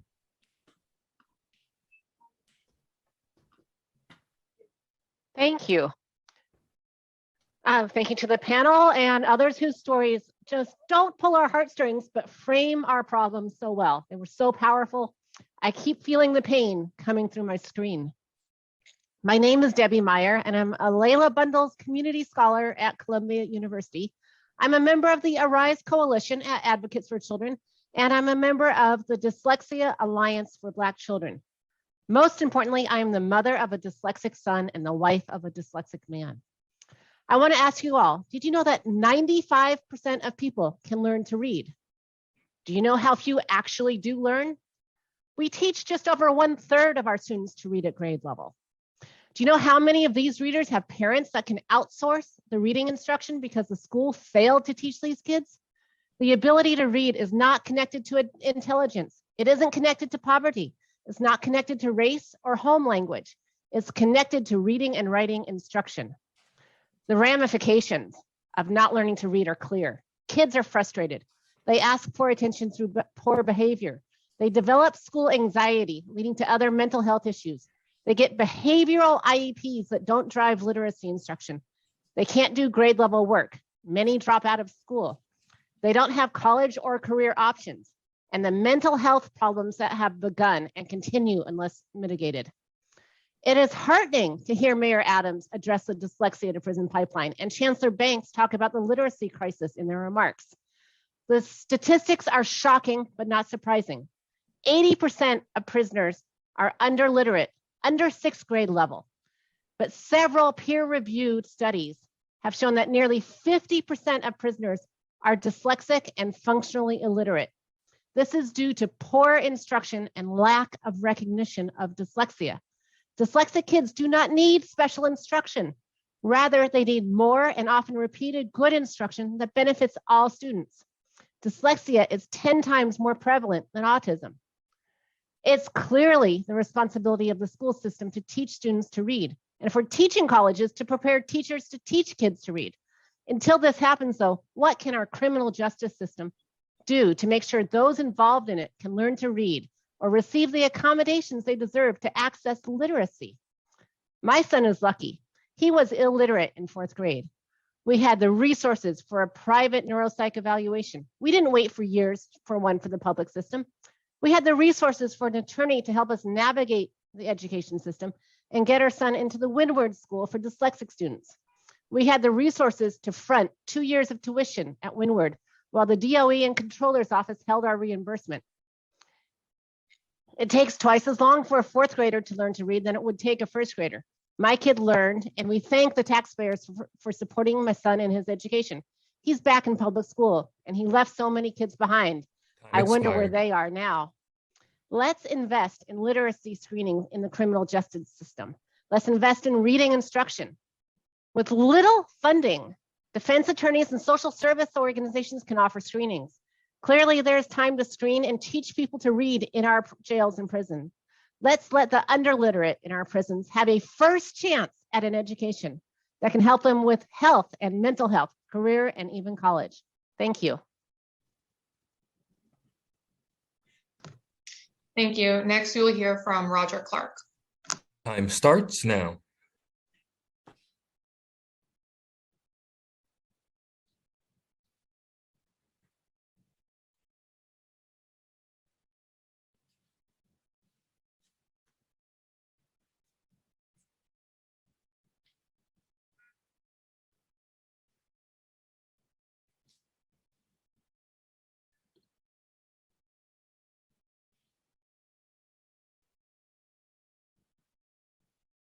Roger Clark. We've sent the unmute request.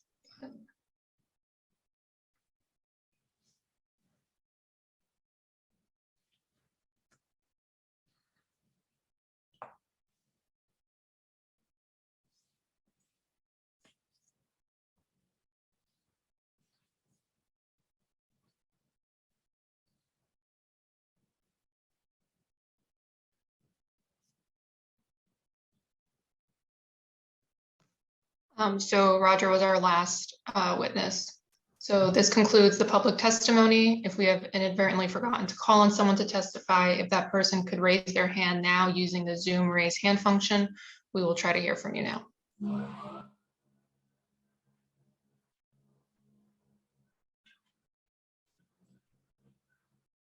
Okay, seeing no hands, I will turn it over to Chair Rivera to close the hearing.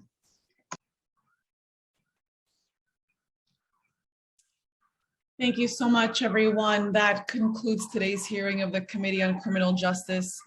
Thank you to Akeem Browder, Melania Brown, Candy Haley, and Madeline Feliciano for joining us to share their experience, to share your experiences with self-harm and suicide at Rikers Island. I am tremendously grateful for everyone's time and advocacy. And to those families, please know you have an ally on this committee in me. Thank you also to Commissioner Molina, Dr. Subedi, the Department of Correction and Correctional Health Services. I'd especially like to thank my colleagues in the council and the advocates, the public defenders, and impacted people and families who shared their stories with us today. For years now, people at Rikers Island have suffered lack of access of medical and mental health care and insufficient supervision of and support for individuals at risk of suicide. These failures have only been further exacerbated by the department's mismanagement of staff and resources. This is unacceptable. It is abundantly clear to this committee and the department that the department does not need additional resources. Rather, the department must adjust its practices responsibly within its current budget in order to improve the conditions on Rikers Island for both staff and people incarcerated alike. In all honesty, I'm still reeling from earlier testimony confirming 12,745 medical appointments being missed in the month of March alone. I cannot fathom how the majority of these misses could be attributed to refusal by incarcerated people, especially as a testimony shared by impacted individuals today tells a very, very different story. The legislation we heard today are first steps we need to be taking. When passed, these bills will mandate that the department publishes all of its rules, policies, and directives, and will require a plan be put in place for medical appointments during lock-ins, which happen with some frequency. Our mandate is clear. The administration must put an end to solitary confinement in totality. We are not interested in solitary by another name, not when people's lives are on the line. And finally, every single action taken from this day forward must center the humanity of the people in the city's jails and further our efforts toward decarceration and the closure of Rikers Island. So again, thank you to everyone who has testified today. And with that, we will adjourn the hearing. Thank you so much. Hello.